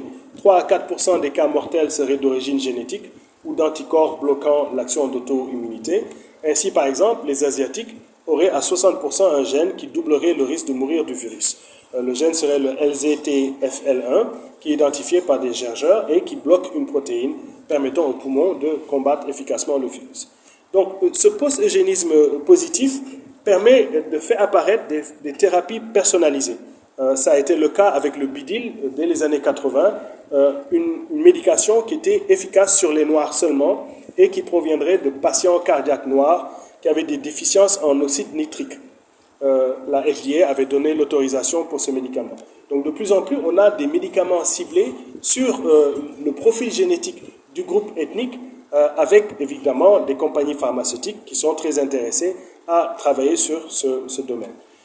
Une autre maladie qui offre des perspectives de relance pour le post-eugénisme, c'est l'anémie falciforme ou la drépanocytose. Plusieurs mutations dans l'histoire ont produit un polymorphisme génétique. Quelques groupes de population présentent des hémoglobines anormales à des niveaux significatifs, notamment ici dans la zone de l'Afrique de l'Ouest, en Asie du Sud-Est et dans le Sud-Est asiatique. Et l'apparition de mutations se serait faite sous 5 différents haplotypes, soit à 5 périodes différentes dans l'histoire. Alors, quand on sait que donc on constate que ces hétérozygotes présentent une résistance marquée au paludisme et une faible mortalité, en tout cas à peu près 2,17% moins de chances que les homozygotes de contracter le paludisme. Alors, quand on sait que par exemple la malaria tue à peu près 2 millions de personnes par an, on verrait tout l'intérêt pour les 4 millions de porteurs du plasmodium de bénéficier des avantages qu'ont les anémiens falciformes. Donc ici, il y a des détours que la médecine pourrait emprunter et qui commencent à se voir, notamment surtout en Israël, où des politiques systématiques d'avortement, dès le diagnostic du fœtus, ont commencé par exemple à éradiquer la maladie de Tay-Sachs ou d'autres éléments sur la fibrose cryptique ou les gènes du cancer ou l'hémophilie, etc. Alors là, on a eu un crash, je pense, du système. Je crois qu'il est en train d'essayer de connecter. Alors, bref, tout ce que j'essaie de dire ici, c'est que les dérives concernent les droits de la personne, elles concernent la perspective de pouvoir produire de nombreux des embryons qui pourraient être observés, triés, conservés. Cette pratique d'ailleurs est actuellement interdite en Suisse pour éviter d'avoir un enfant hémophile ou qui a un gène du cancer. Alors, il y a une forme d'uniformisation, il y a une sorte de glissement extrêmement dangereux qu'il faudrait surveiller au niveau des prédictions médicales, du clonage, de la jonction de chromosomes naturels, avec l'individualisation des choix. Donc, le risque, c'est de voir des formes de discrimination raciale apparaissant avec la discrimination génétique, avec évidemment les seules réponses concrètes contre cela, c'est le rééquilibrage des chances sociales, un système de droits ferme et transparent au profit des patrimoines. Alors, c'est ce système-là que, en se basant sur la tradition orale des anciens et l'intuition darwinienne, que la thèse monogénétique de Leakey a été développée, donc entre les travaux de Firmin et ceux de Diop, il va y avoir, comme je l'ai montré au tout début, une bataille idéologique sur la maternité et la paternité de l'humanité. Et cette bataille, évidemment, du fait que l'Afrique avait l'essentiel du parterre des fossiles, était déjà gagnée d'avance par les Africains. De ma présentation, c'était en fait d'essayer de montrer les progrès au niveau de l'anthropologie physique depuis la disparition de Cheanta, beaucoup de trouvailles, comme je l'ai montré au tout début, tout à l'heure, en Angleterre, avec Chedarman. Donc, pour ceux qui ne sont pas familiers, en fait, je vais résumer très rapidement. Nous en déplaise, nous venons d'une grande famille de simiens, donc les cathariniens. Dans ce mouvement-là, tous ces primates-là vont évoluer sous les formes d'hominidés, donc il y a une grande famille d'hominidés. Génétiquement, on partage avec les singes que vous voyez aujourd'hui 90 à 99% du stock génétique. Donc c'est peut-être pas bon pour nos égos, et quand vous regardez le comportement, vous voyez en fait qu'on est assez proches comme cousins. Alors, la première bataille, c'était quand est-ce que ce cousinage se sépare. Donc, quand est-ce que nous nous séparons de ces simiens-là. Et la deuxième, c'est quand est-ce qu'apparaît l'être humain. Donc, sur ces deux batailles, évidemment, les spécialistes vont se crêper le chignon pendant très longtemps. Et on a plus ou moins un assentiment que entre 60 millions d'années jusqu'à 35 millions d'années, en Afrique, la paléontologie montre qu'il y a une abondance de gisements fossilifères avec des récoltes de centaines de milliers de fossiles. Mais ce qui est fascinant, c'est qu'il y a des bouleversements. Alors, à l'époque, évidemment, à l'époque de Cheanta, comme vous le savez, c'est le laboratoire de carbone 14, les systèmes de datation ne sont pas très avancés, mais il va y avoir plusieurs bouleversements. D'abord, des trouvailles qui viennent changer la donne telle qu'on l'avait imaginée, mais en plus, la biologie moléculaire qui est venue ajouter là-dessus des paramètres tendant à corroborer l'origine monogénétique, même si, par rameaux, des mosaïques, donc des intrus dans l'arbre phylétique viennent surgir et posent des questions sur lesquelles on va rapidement revenir. Donc, on peut s'accorder pour dire que la séparation entre les hominidés et les grands singes remonte à peu près à 15 millions d'années, et des fossiles vieux entre 8 à 4 millions d'années, assez rares, dans la zone de l'Aétolie, les mâchoires de Tabarin, au Kenya, etc. Alors, première trouvaille, c'est dans l'Awash qu'on découvre dans un site qui s'appelle Aramis, au lac Turkana, 17 fragments datés de 4,4 millions d'années. C'est un Ardipithecus, le plus ancien connu jusque-là, voisin à peu près du chimpanzé. À partir de 3,8 millions d'années, deux australopithèques différents se succèdent, et à l'université de Witwatersrand, Ronald Clark exhibe en 1996 des ossements de pied qu'il a pu reconstituer à partir d'une trouvaille faite en 1981, et ces spécimens plus vieux que celui de 500 000 ans, donc le fameux bipède de l'Aétolie, donc 3,6 millions d'années. Ça, c'est très important parce que c'est la question de ce qui nous sépare du singe, c'est en fait à partir de quand ces individus marchent. Et la bipédie, donc marcher, si vous avez vu un bonobo, un bonobo ça marche comme ça, puis ça marche. Donc la bipédie, c'est pas si extraordinaire. Donc il y a tout un débat sur l'orthodoxie maxillo-fancière, etc. Mais on date en tout cas autour de la femelle Afarensis lucie, 3,18 millions d'années, cette capacité de marcher droite, malgré des genoux un peu prononcés. Alors une autre découverte extraordinaire, elle va être faite par l'équipe de Michel Brunet à 2500 km de la Rift Valley, dans Korotoro, au Tchad actuel, et on va appeler Abel. Donc il est daté avec ses mandibules et ses dents à 3,5 millions d'années. Là, la question, mais c'est comment il a fait pour aboutir là? Il n'est pas venu là tout seul. En fait, c'est qu'il y en avait déjà des populations qui habitaient là. Et c'est ce qui va être avéré, effectivement. On va découvrir que l'évolution humaine, ce ne serait pas fait qu'on aurait pu le croire avec un simple bouquet de préhumains, mais par un processus un peu plus complexe, beaucoup plus à la taille de l'Afrique, et non pas seulement du côté de la Rift Valley. C'est ainsi qu'on va découvrir Toumaï, qui est le plus ancien représentant de la lignée des préhumains. Il a été découvert dans le désert de Djourab au Tchad. Un autre spécimen daté de 6 millions, aurorien, a été aussi découvert. Et donc, les pérégrinations de ces spécimens étaient déjà plus grands. En 2015, Sonia Harman du CNRS annonce une autre découverte d'outils remontant à 3,3 millions d'années. Et ça, c'est important parce que c'est des Homo faber. Aujourd'hui, la plupart d'entre nous, vous savez utiliser un cellulaire, mais la plupart d'entre nous ne sont pas capables de faire du feu avec 2 cailloux. Donc, on se prétend supérieur, mais on n'est pas si supérieur. Donc, il faut garder une forme d'humilité sur ces êtres qui font un effort extraordinaire de fabrication. Et donc, une des surprenantes découvertes qui viennent changer, c'est une adolescente autour de 1,7 million d'années en Géorgie, à Dmanisi, qui est d'un type Homo ergaster, qui serait sorti d'Afrique aussi. Et une autre surprenante qui recule de plusieurs années, l'Homo faber, qui est aussi à Dmanisi, qui est daté de 1,8 million d'années, avec une série de crânes qui ont été exhumés dans cet espace eurasien.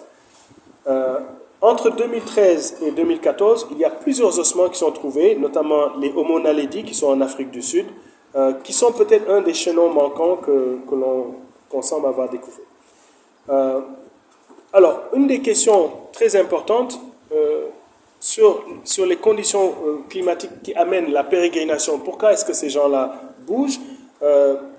et qui aurait accéléré la marche debout. C'est Philippe Tobias et son équipe de l'université de Witwatersrand qui ont exhumé à Skersfontein un préhumain de 1,2 mètres de haut, probablement bipède, et qui est plus vieux que l'enfant de Tong, qui serait autour de 500 000 ans plus vieux que tout fossile trouvé au sud de la Tanzanie.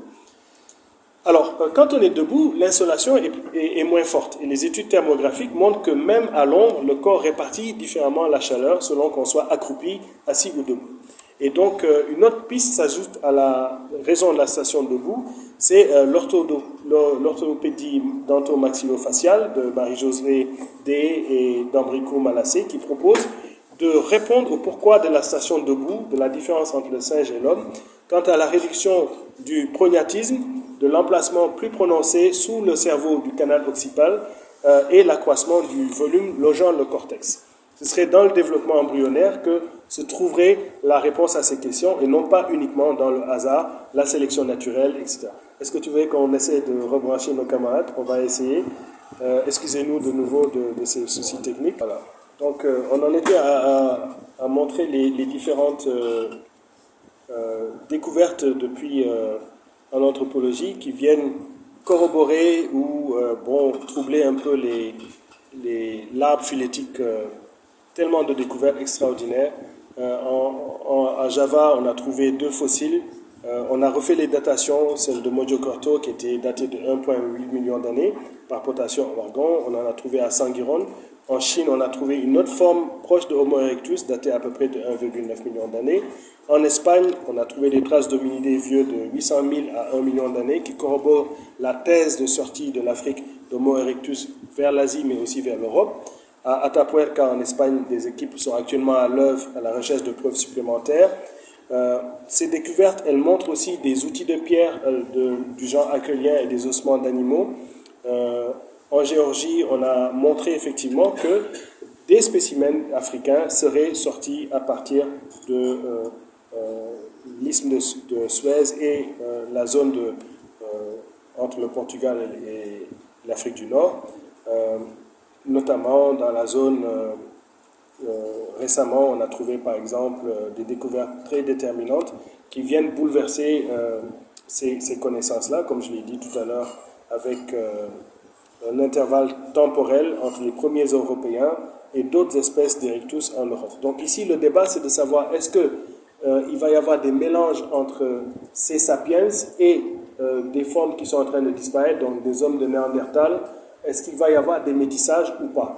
Alors, les Européens, voyant que l'origine monogénétique, c'est-à-dire que le négroïde va se transformer par sélection et adaptation, perdant cette explication, ont une tendance de plus en plus à un cousinage avec le Néandertal. Alors, il y a actuellement un débat sur est-ce que les Néandertals se sont mélangés ou pas. Alors, avant d'arriver à ce débat, il y a 2 autres trouvailles importantes. Les premières, c'est l'entrée des Amérindiens par l'isthme de Suez serait beaucoup plus tôt qu'on l'aurait imaginé. Ce n'était pas au-delà de 16 000 ans, mais après la fin du dernier maximum glacial qui serait rentré. Donc il y a différents étalonnages qui sont prêtés à ces preuves archéologiques sur l'origine qu'on appelle Clovis primitive des Amérindiens. Donc le système de l'étalonnage des chronologies des hominidés a été relativement bouleversé dans les 20-30 dernières années. Mais c'est la biologie qui est venue vraiment réconcilier et remettre les choses au clair.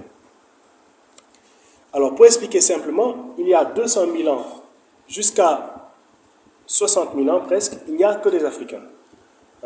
Une population généralement considérée comme africaine. Puis, Homo sapiens aurait migré dans le reste du monde, remplaçant les Homo erectus, les Homo sapiens archaïques et les néandertaliens, sans qu'il y ait de mélange génétique avec les représentants encore en place, ou alors s'il y a des mélanges, parce que là on vient de trouver 2 ou 3 cas qui viennent infirmer cela, ce serait effectivement la première brèche dans une origine monogénétique.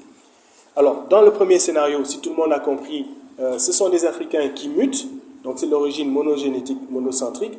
Dans le second scénario, celui qui était toujours dominant et qui s'accroche jusqu'à aujourd'hui, c'est que Homo sapiens est en fait le produit de différentes évolutions. Il serait apparu simultanément sur plusieurs continents et la lignée humaine aurait évolué en Afrique jusqu'à Homo erectus et ce dernier se serait progressivement différencié en Homo sapiens archaïque entre 400 000 à 100 000 ans, puis en Homo sapiens de façon indépendante en Afrique.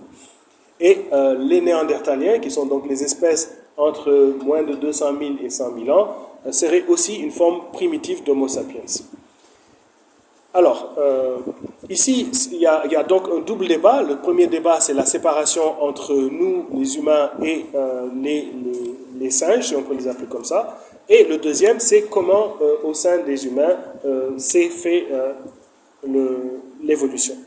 Alors, c'est important parce qu'en fait, la question du racisme, c'est de dire soit les derniers à sortir sont les plus évolués, donc ça fonde le discours raciste, donc genre les Européens qui diraient ben nous on est les derniers, donc on est les plus malins, ou bien l'autre qui dit en fait le racisme existe parce qu'il y a des espèces qui sont supérieures ou différentes parce qu'il y aurait eu des mélanges. Alors que la première base, c'est de dire qu'il n'y a pas de mélange, nous sommes tous les mêmes. Donc c'est un peu là le débat, c'est ça qui y a derrière l'importance de ces trouvailles-là. Donc en Israël, on vient de découvrir un nouveau genre d'homo, ni sapiens ni néandertal, qu'ils ont appelé Necher Ramla, qui est daté entre 120 000 et 140 000 ans, et qui amène l'hypothèse que Néandertal en Europe est erroné et aurait existé au Proche-Orient.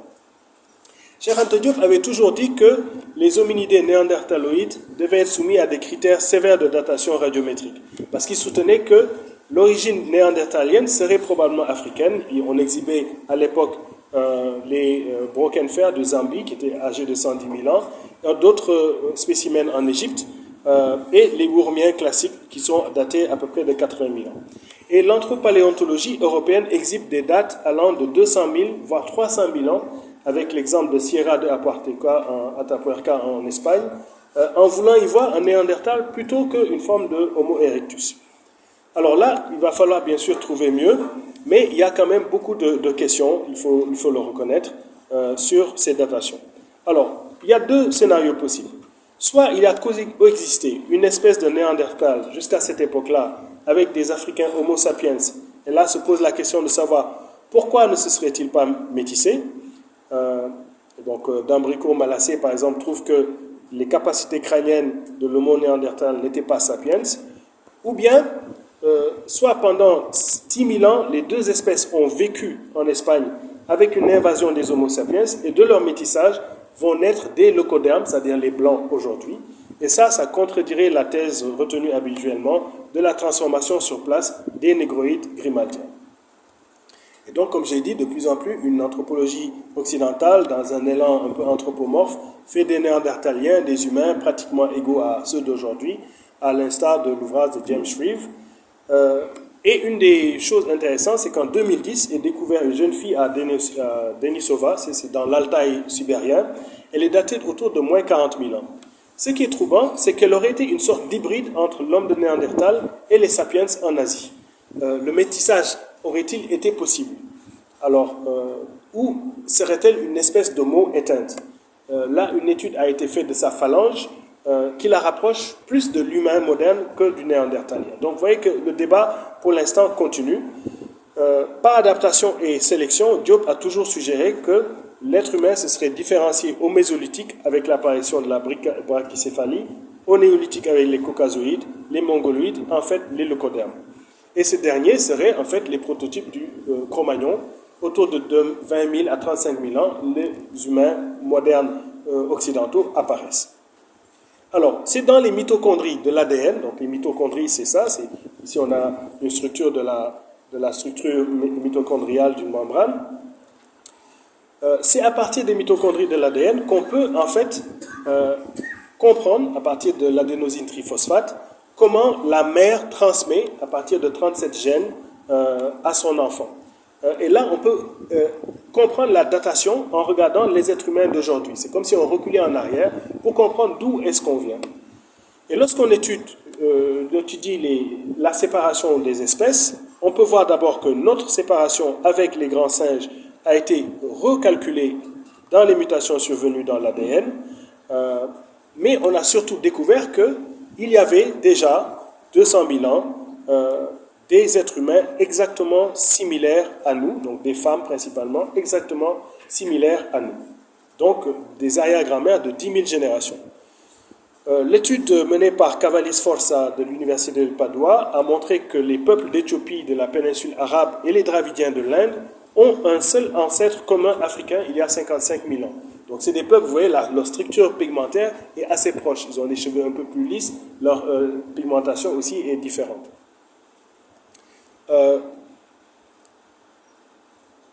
Ornello Semino de l'Université de Pavia a testé l'ADN Y de 1007 hommes de 25 différentes régions d'Europe et du Moyen-Orient et il constate 3 vagues de migration africaine vers l'Europe, 40 000 ans, 22 000 ans et 9 000 ans. 95% de ces Européens descendent directement d'un groupe de 1 à 10 ancêtres masculins. Plus de 80% de ces Européens héritent d'ADN Y d'ancêtres de l'ère du Paléolithique qui vécurent entre 25 000 à 40 000 ans en Europe et les derniers 20% descendraient de fermiers du Néolithique qui vécurent entre 9 000 et 10 000 ans. Donc, les multirégionaux, évidemment, sont très préoccupés de ces découvertes, notamment celle de Gérard Lucotte du Collège de France, qui montre que les pygmées Aka d'aujourd'hui, en Afrique centrale, si on se fonde sur le chromosome Y, donc les haplotypes 13, sont nos ancêtres vivants, c'est-à-dire que c'est la preuve que des gens qui ont été dans une certaine insularité vivent encore aujourd'hui.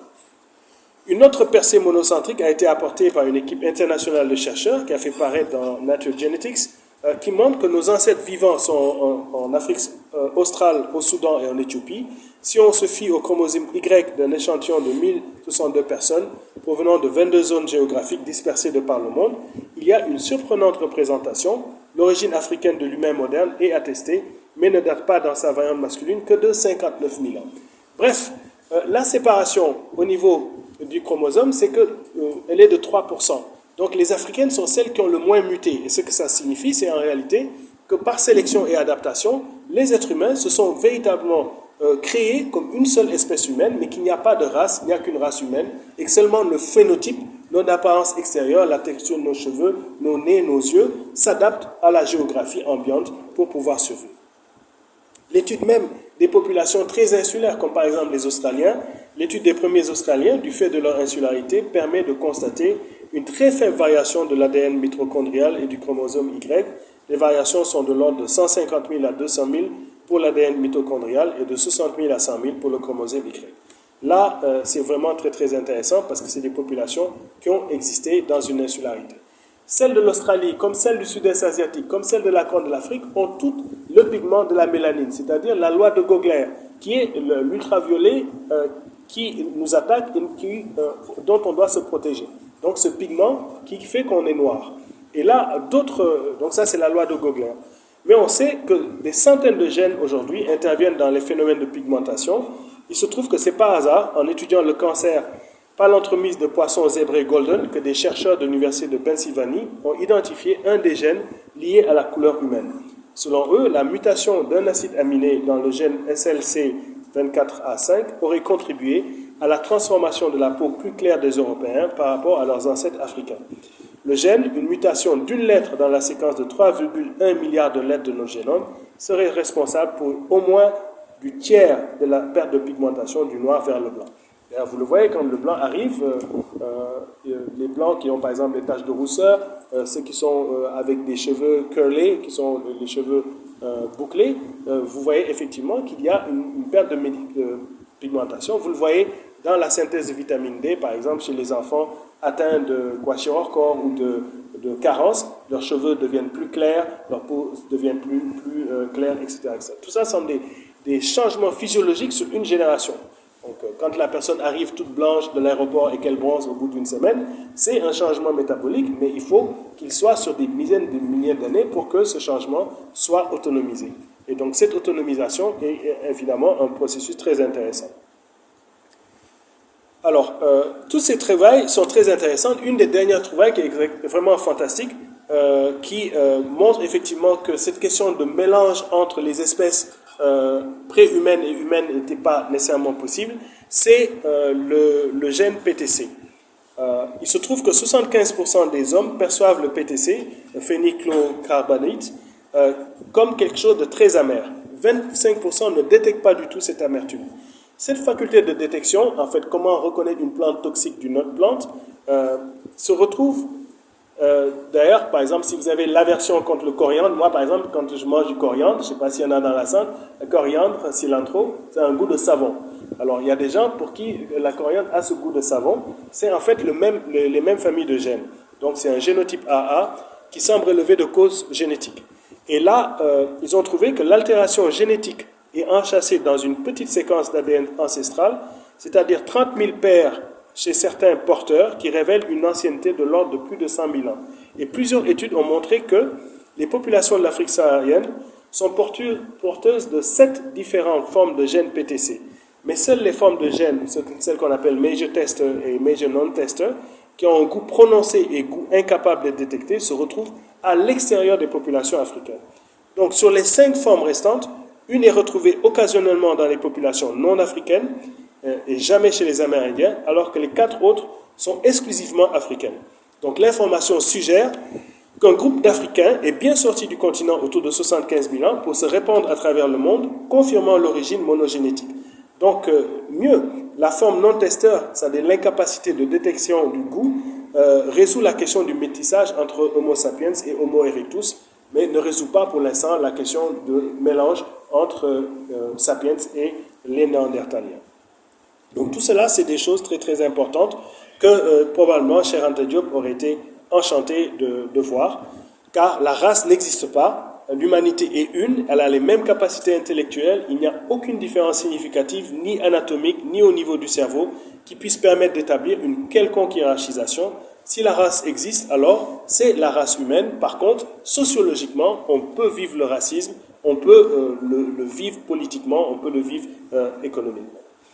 Et donc, c'est au nom de cela, au nom de la persistance du racisme, qu'on a considéré que l'Afrique n'avait pas produit. Et comme on était de tradition orale et qu'il y avait très peu d'écrits, il a fallu que les gens exhument et fassent un travail d'archéologie extraordinaire.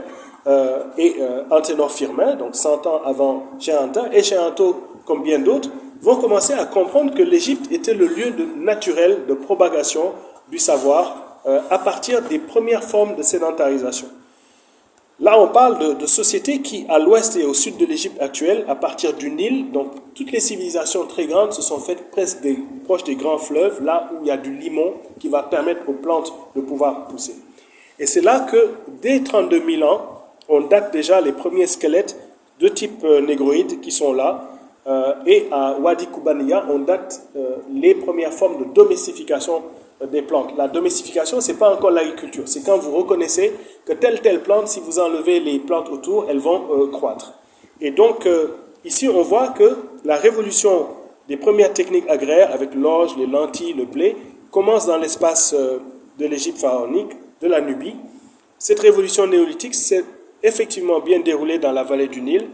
Et le développement des techniques agraires a généré des formes de communalisme, de division du travail, de plus en plus spécialisées, qui vont effectivement se parachever dans l'Égypte pharaonique. Et là, c'est seulement avec la paléoanthropologie, la paléologique, qu'on peut avoir des fouilles, des recherches systématiques pour comprendre ces premiers peuples de la vallée nilotique, notamment les Hanous. Et ces Hanous seraient effectivement les premières populations qui seraient dans cette zone. Ces civilisations sont déjà structurées, l'État existe déjà. C'est dans Nagada, Tinis, Abydos, dans la zone de Kostoul, dans la zone de la Nubie, qui semblent avoir été les premières formes étatiques. Et c'est là que se forge l'appareil d'État. Il y a déjà 7000 ans. Vous vous rendez compte, il y a déjà un chef d'État, on en connaît quelques-uns, Scorpion 2, Ka, Iri, Hor, et les figures les plus connues, Narmer ou Ménès, qui sont les premiers chefs d'État et conquérants, qui vont instaurer les premières dynasties égyptiennes et réunir la haute et la basse Égypte. Ces systèmes-là sont très très importants parce qu'à partir de la zone du Nagada, l'Égypte prédynastique forge l'infrastructure et la superstructure de la civilisation égyptienne, qui a été, comme on l'a montré, effectivement le phare des civilisations. Les premiers locodermes indo-européens qui apparaissent sur les stèles africaines d'Égypte apparaissent beaucoup plus tard dans le moment du métissage de la société. Aujourd'hui, vous avez encore des sociétés, des Bicharis, des Somalis, des Moututsis, des Tigréens, dont les traits ressemblent beaucoup aux Égyptiens de l'époque kémitique, comme il se l'appelait lui-même, Kemtiyu. le pays des Noirs, l'Égypte ancienne. Et Cheikh Anta avait montré effectivement dans les qualificatifs et dans plusieurs autres éléments l'africanité de ces Égyptiens. Là, l'équipe japonaise de Sakuji Yoshimura de l'université de Waseda a exhumé en 2005 cette momie de 3500 ans en parfait état d'un fonctionnaire d'Achour. La qualité de sa momie, la noirceur de son masque pourrait être appliquée à une analyse comme celle qu'a voulu faire l'italien Rabino Massa pour détecter la teneur de mélanine dans la couche épithéliale basale, montrant qu'il y avait vraiment des pastilles de mélanine. D'autres disciples dans la revue Ankh que je vous recommande montrent effectivement l'origine négroïde de ces Égyptiens. Et récemment, il y a eu d'autres découvertes très importantes dans la nécropole de Saqqara, des sarcophages de plus de 3000 ans qui ont été découverts. Et récemment, une mission archéologique égyptienne a découvert la plus grande ville antique d'Égypte de plus de 3000 ans. Donc c'est une découverte extraordinaire dans la période de Amenhotep III, qui serait mort autour de 1393. Donc on découvre de plus en plus des sites avec des manuscrits, des preuves supplémentaires qui attestent de la grandeur de ces civilisations. Mais la dernière découverte, qui est vraiment extraordinaire, c'est le site des ruines de Doukigel au Soudan. Ça, c'est dans la zone de Kerma. Donc ce n'est pas une civilisation kémétique égyptienne, c'est une civilisation nubienne, mais qui a un style d'architecture complètement différent, très africain, mais très différent du style égyptien, et qui montre qu'il existait déjà là des sociétés étatiques antiques très avancées. Ici, on a les images qui ne sont pas les images reconstituées. Vous voyez les habitations en forme concentrique qui ont été retrouvées. Donc, le mérite de Cheikh Anta Diop, c'est d'avoir développé au niveau de la linguistique, et ça a été parachevé par les travaux de Théophile Obenga, d'Aboubakri Lam ici au Sénégal. Il montre la similarité des langues africaines avec les langues d'Égypte pharaonique, notamment les premières démonstrations à partir de Keuf et la diachronie des analyses. Donc le tableau de Théophile Obenga que je reproduis ici montre effectivement les trois grandes familles nilo-sahariennes, tchadiques et nigério-kordofaniennes, et l'essentiel des langues africaines qui dérivent et qui descendent à partir et qui corroborent vraiment l'odyssée, la migration lente de l'Égypte vers l'Afrique de l'Ouest et l'Afrique centrale. Donc, de l'invention du verre au pronostic astronomique, tous ces chefs-d'œuvre dont nous ne donnons qu'un bref aperçu, Diop, Obenga, Sertima et bien d'autres, ont montré que, effectivement, l'Afrique a été d'une très grande influence dans le monde moderne. Le matriarcat, les modèles monarchiques, les cosmogonies, le totémisme, les castes, nos systèmes de patronymie, les pratiques culturelles, tout cela a enrichi et permis nos sociétés telles qu'on les connaît aujourd'hui. Et ce travail n'était pas un travail tout simplement narcissique, c'était un travail de réhabilitation qui avait une ambition, celui de construire une conscience collective, qui était une conscience qui avait été traumatisée, frappée d'amnésie. Et ça, c'est pour générer un élan de créativité, pour faire face au véritable défi. Et ce défi, c'est la construction d'un État fédéral. Et c'est vraiment sur ça que j'aimerais terminer. C'est que cette question de l'État fédéral, c'est la question centrale. Tout ce travail a été fait pour que les Africains comprennent qu'ils ont été quelque chose, que la capacité qu'a eu le système d'ingérence est un système qui peut être détruit si à la fois on comprend ce qu'on a été, qu'on prend conscience de cette valeur, non pas par narcissisme, non pas en disant on va redevenir comme avant, mais en comprenant comment l'histoire fonctionne et en étant capable d'aller et faire un sursaut plus grand. Or, il se trouve que c'est cet élan de notre souveraineté à peine amorcé dans les années 60 à 70 qui a été freiné par l'économie de la dette, par les ajustements structurels, par le désengagement de l'État, par des intégrations qui sont factices, par des organisations institutionnelles qui ne remplissent pas le dessein fédéral. Or, il faut infléchir cela. Nous n'avons pas le temps, car le temps manque, mais lorsque l'assassinat de Kadhafi se fait,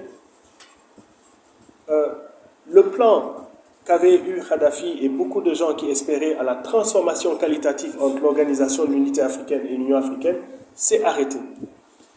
En lieu et place, il y a eu une désintégration du projet confédéral, c'est-à-dire l'idée d'une banque centrale, d'une monnaie unique, d'une armée continentale, et on a vu sa transformation avec des mécanismes institutionnels. Il faut dire que l'Union africaine est principalement financée par des bailleurs de fonds étrangers. La plupart des pays africains ne payent même pas leurs cotisations. On a fait un plan de partenariat qui s'appelait le NEPAD. En anglais, on appelle NEPAD, c'est-à-dire vraiment les genouillères, avec un plan de partenariat avec l'Occident. C'était le sommet de Kananaskis, le sommet du G8 au Canada. Nous n'avons toujours pas de plan de développement. Il y a l'agenda 2063, mais c'est un agenda incantatoire. Quand vous le regardez dans les faits, ce n'est pas un projet de développement. Donc on a besoin d'un projet de développement à l'échelle continentale qui parte des lignes directrices que Cheikh Anta avait esquissées au niveau des capacités énergétiques du système fédéral, avec des péréquations entre les zones déficitaires et excédentaires, avec la capacité de recouvrer notre souveraineté sur nos matières premières et d'anarcher la révolution industrielle de l'Afrique. Parce que sans cette révolution industrielle et agricole, il n'est pas possible de se développer. Et pour ça, on a une chose extraordinaire, c'est qu'on a le continent le plus jeune, donc une capacité industrieuse potentielle, on a des ressources en très grande quantité qui font l'envie et la convoitise des autres puissances, et surtout, on a une géopolitique du chaos qui s'est installée pour freiner ce mécanisme. Et c'est pour ça qu'aujourd'hui, il faut s'éveiller à l'ampleur de la tourmente néolibérale qui a défait le système. Alors, comme je dis, pour comprendre d'où on vient, il faut, bien sûr, comme on l'a dit, comprendre où on a été. Si on a été capable de construire de si grandes civilisations, là je vous passe les images de Zimbabwe, du Monomotapa, de l'Empire du Ghana, c'est tout simplement pour dire que les apports des sociétés peuvent effectivement être compris et valorisés dans la mesure où la jeunesse fait deux choses. La première, c'est qu'elle ne soit pas rebutée par leur complexité, qu'elle comprend dans sa langue vernaculaire le savoir scientifique et qu'ensuite, elle se politise, c'est-à-dire qu'elle s'engage pour le changement social. Cette jeunesse consciente, elle est capable d'ébranler le système. C'est elle qui a fait l'Égypte pharaonique, c'est elle qui a fait Ghana, etc. Ce sont ces jeunes capables de s'engager pour la transformation sociale et qui ne sont pas anesthésiés par l'odium, donc le divertissement. Le divertissement est important, le sport, la musique, c'est important. Moi-même, je suis musicien, je suis sportif, mais ce n'est pas la raison de vivre. Ce n'est pas ce qui guide le développement. C'est quelque chose qui est en marge de notre processus. Or, les systèmes politiques ont compris qu'en instrumentalisant l'otium, donc les diversions, ils peuvent capturer et permettre la servitude volontaire des jeunes. Et c'est ça qu'il faut essayer de résister. Le deuxième élément de résistance, c'est la science qui permet de sortir de l'obscurantisme religieux. Car l'obscurantisme religieux, le système de l'enchantement et du réenchantement, est un enfermement. Parce que la croyance finit par croire que d'autres que nous permettent de sortir de notre condition. Or, l'être humain est avant tout capable de résoudre les problèmes humains. Les problèmes humains sont solvables par les êtres humains. On n'a pas besoin d'esprit ou d'ange pour résoudre nos problèmes. Et ça, c'est difficile à admettre, mais c'est ça. C'est par cela qu'on est exploité. Ce sont les êtres humains qui nous exploitent. C'est des êtres humains comme nous. Nous, on enseigne en Occident, on voit qu'ils ne sont pas supérieurs que nous, la preuve, on leur enseigne. C'est clair. Donc, la question, elle est sur notre capacité de pouvoir nous organiser. Et c'est cette capacité d'organisation qui a été dessaisie par les 30 dernières années de dépolitisation qu'ont enclenché les mécanismes de la gestion néolibérale et managériale du monde que j'ai décrit en première partie de mon exposé. Ce système de financiarisation et ce système monde qui a favorisé l'hégémonie occidentale a provoqué une aliénation dans nos élites, qui ne croient plus en elles, qui n'ont pas la capacité de comprendre qu'il y a une adversité qu'elles peuvent mener contre l'ordre du monde et poser une africanité. Le quatrième axiome, c'est la redécouverte de notre africanité. Ça, c'est la chose qui semble être la plus simple, mais qui est en fait la plus difficile. Puisque non seulement nous sommes amnésiques, et c'était un peu l'objet de cet exercice, c'était de montrer que l'africanité persiste, mais qu'elle doit passer par une réflexion scientifique, et qu'on utilise cette africanité pour se sortir de cette condition. Dans notre groupe, nous disons que cette africanité, elle est dans une perspective internationaliste. Il faut qu'elle soit xénophile.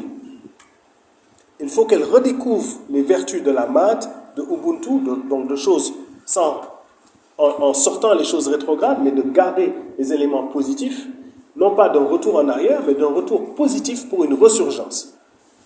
Et c'est ce que j'appelle le panafrique central, c'est-à-dire un projet de développement qui est basé sur un idéal panafricain, mais où le développement est, cette fois-ci, expurgé de son caractère eurocentrique et africanisé. Donc nous développer avec nos valeurs de solidarité, d'optimisme, de commensal, de xénophilie, de respect de la nature, à un moment où justement le mode de production et de consommation n'est plus capable de garder son rythme dans le capital-océan. C'est là que l'Afrique amène sa partition. Mais pour pouvoir maîtriser cette accumulation, il faut rompre, il faut pouvoir se désengager du système monde et créer un État confédéral où le marché intérieur de biens de consommation de masse est d'abord africain. Et pour ça, il faut pouvoir produire africain. Il faut pouvoir produire d'abord l'autosuffisance alimentaire. Il faut être capable de se nourrir à partir de notre propre alimentation. Ça suppose une réforme agraire, une révolution dans les systèmes d'agriculture, et le point de bascule, c'est de donner le pouvoir aux femmes. C'est le droit à la propriété aux femmes. C'est ce point de bascule de changement des mentalités masculines et donner du pouvoir aux femmes qui va permettre cette révolution industrielle que l'Afrique a besoin de générer. Et elle va la générer parce qu'elle a une quantité extraordinaire de jeunes capables de travailler et qui veulent le faire.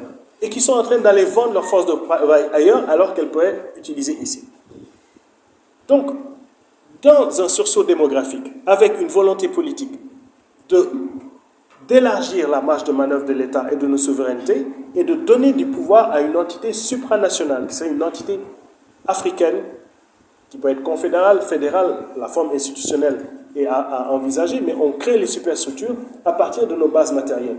Ici, tout ce que j'essaie de dire, c'est que en déconnectant et en créant un marché intérieur de biens de consommation, en créant une monnaie unique, en créant un espace dans lequel les Africains sont instruits, par exemple, si on dit on apprend aux enfants une langue seconde qui est le Swahili, tous les Africains se parlent en une génération.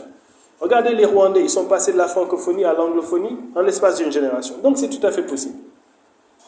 Si on enseigne dans les langues vernaculaires, en Wolof par exemple, à un enfant l'alphabétisation, il comprend très vite la systématisation scientifique. Donc associer les langues nationales et une langue africaine de cohésion de façon à permettre le sursaut vers la cohésion du groupe.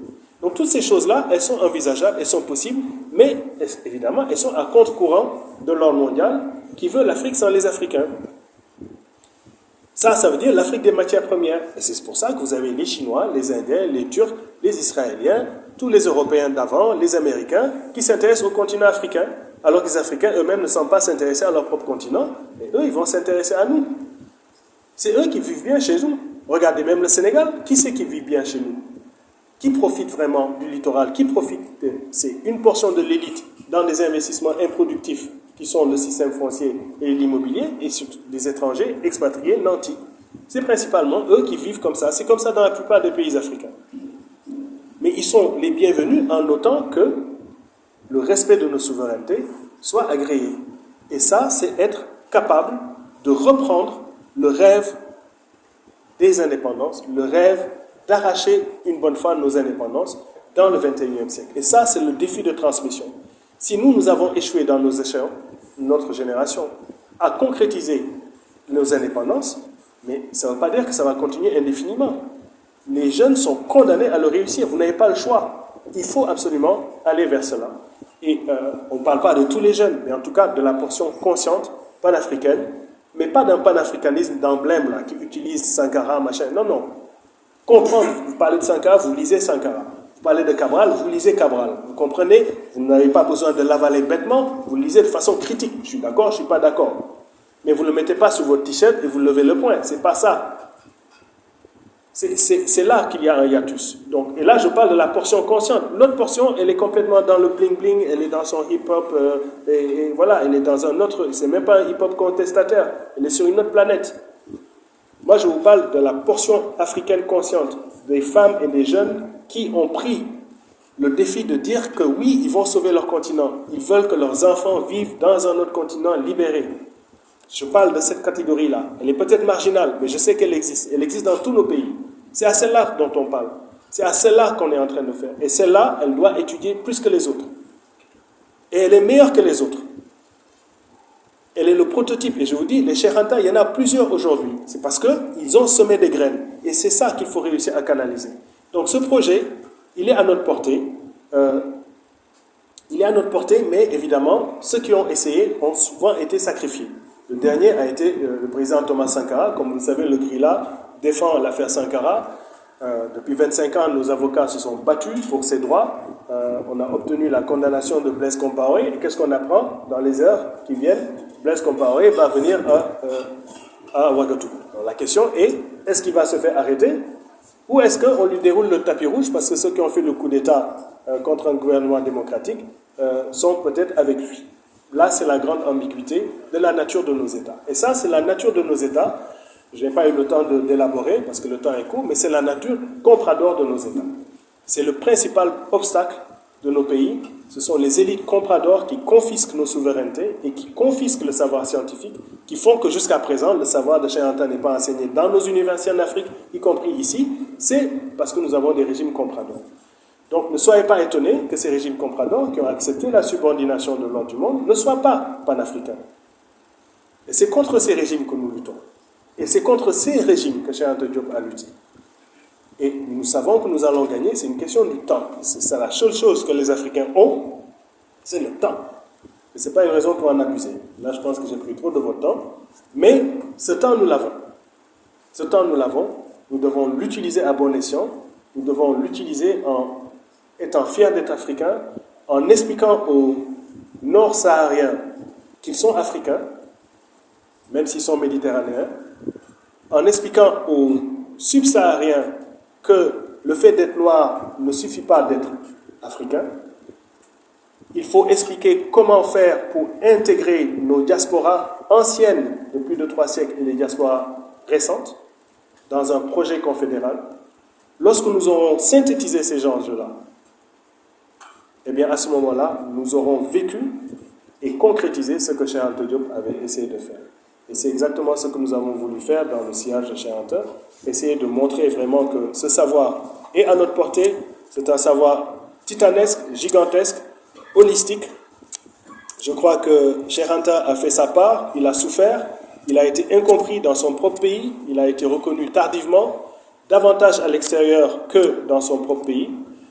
Aujourd'hui, les jeunes le découvrent, en Amérique, en Afrique, en Asie. Ses propres enfants sont des exemples. Je pense que les générations qui n'ont pas connu Cheikh Anta peuvent s'inspirer de la génération des enfants de Cheikh Anta. Ce ne sont pas les seuls. Il y a beaucoup de gens qui sont anonymes, qui n'ont peut-être pas le savoir scientifique, mais qui ont des connaissances, qui sont dans l'anonymat des foules, qui sont des paysans, des gens qui luttent contre l'ordre du monde, à leur façon, à leur rythme. Et ils méritent autant de respect parce qu'ils sont dans l'anonymat, mais c'est aussi pour eux qu'on fait tout cela. Donc, nous autres qui nous prétendons intellectuels organiques, n'oublions jamais de rester enracinés dans nos valeurs, dans ces sociétés, soutenir les plus opprimés, les plus faibles, essayer de les sortir de leurs conditions. Et c'est exactement ce qu'il a essayé de faire et que j'ai modestement essayé de vous amener dans ce trop long préambule. Je vous remercie.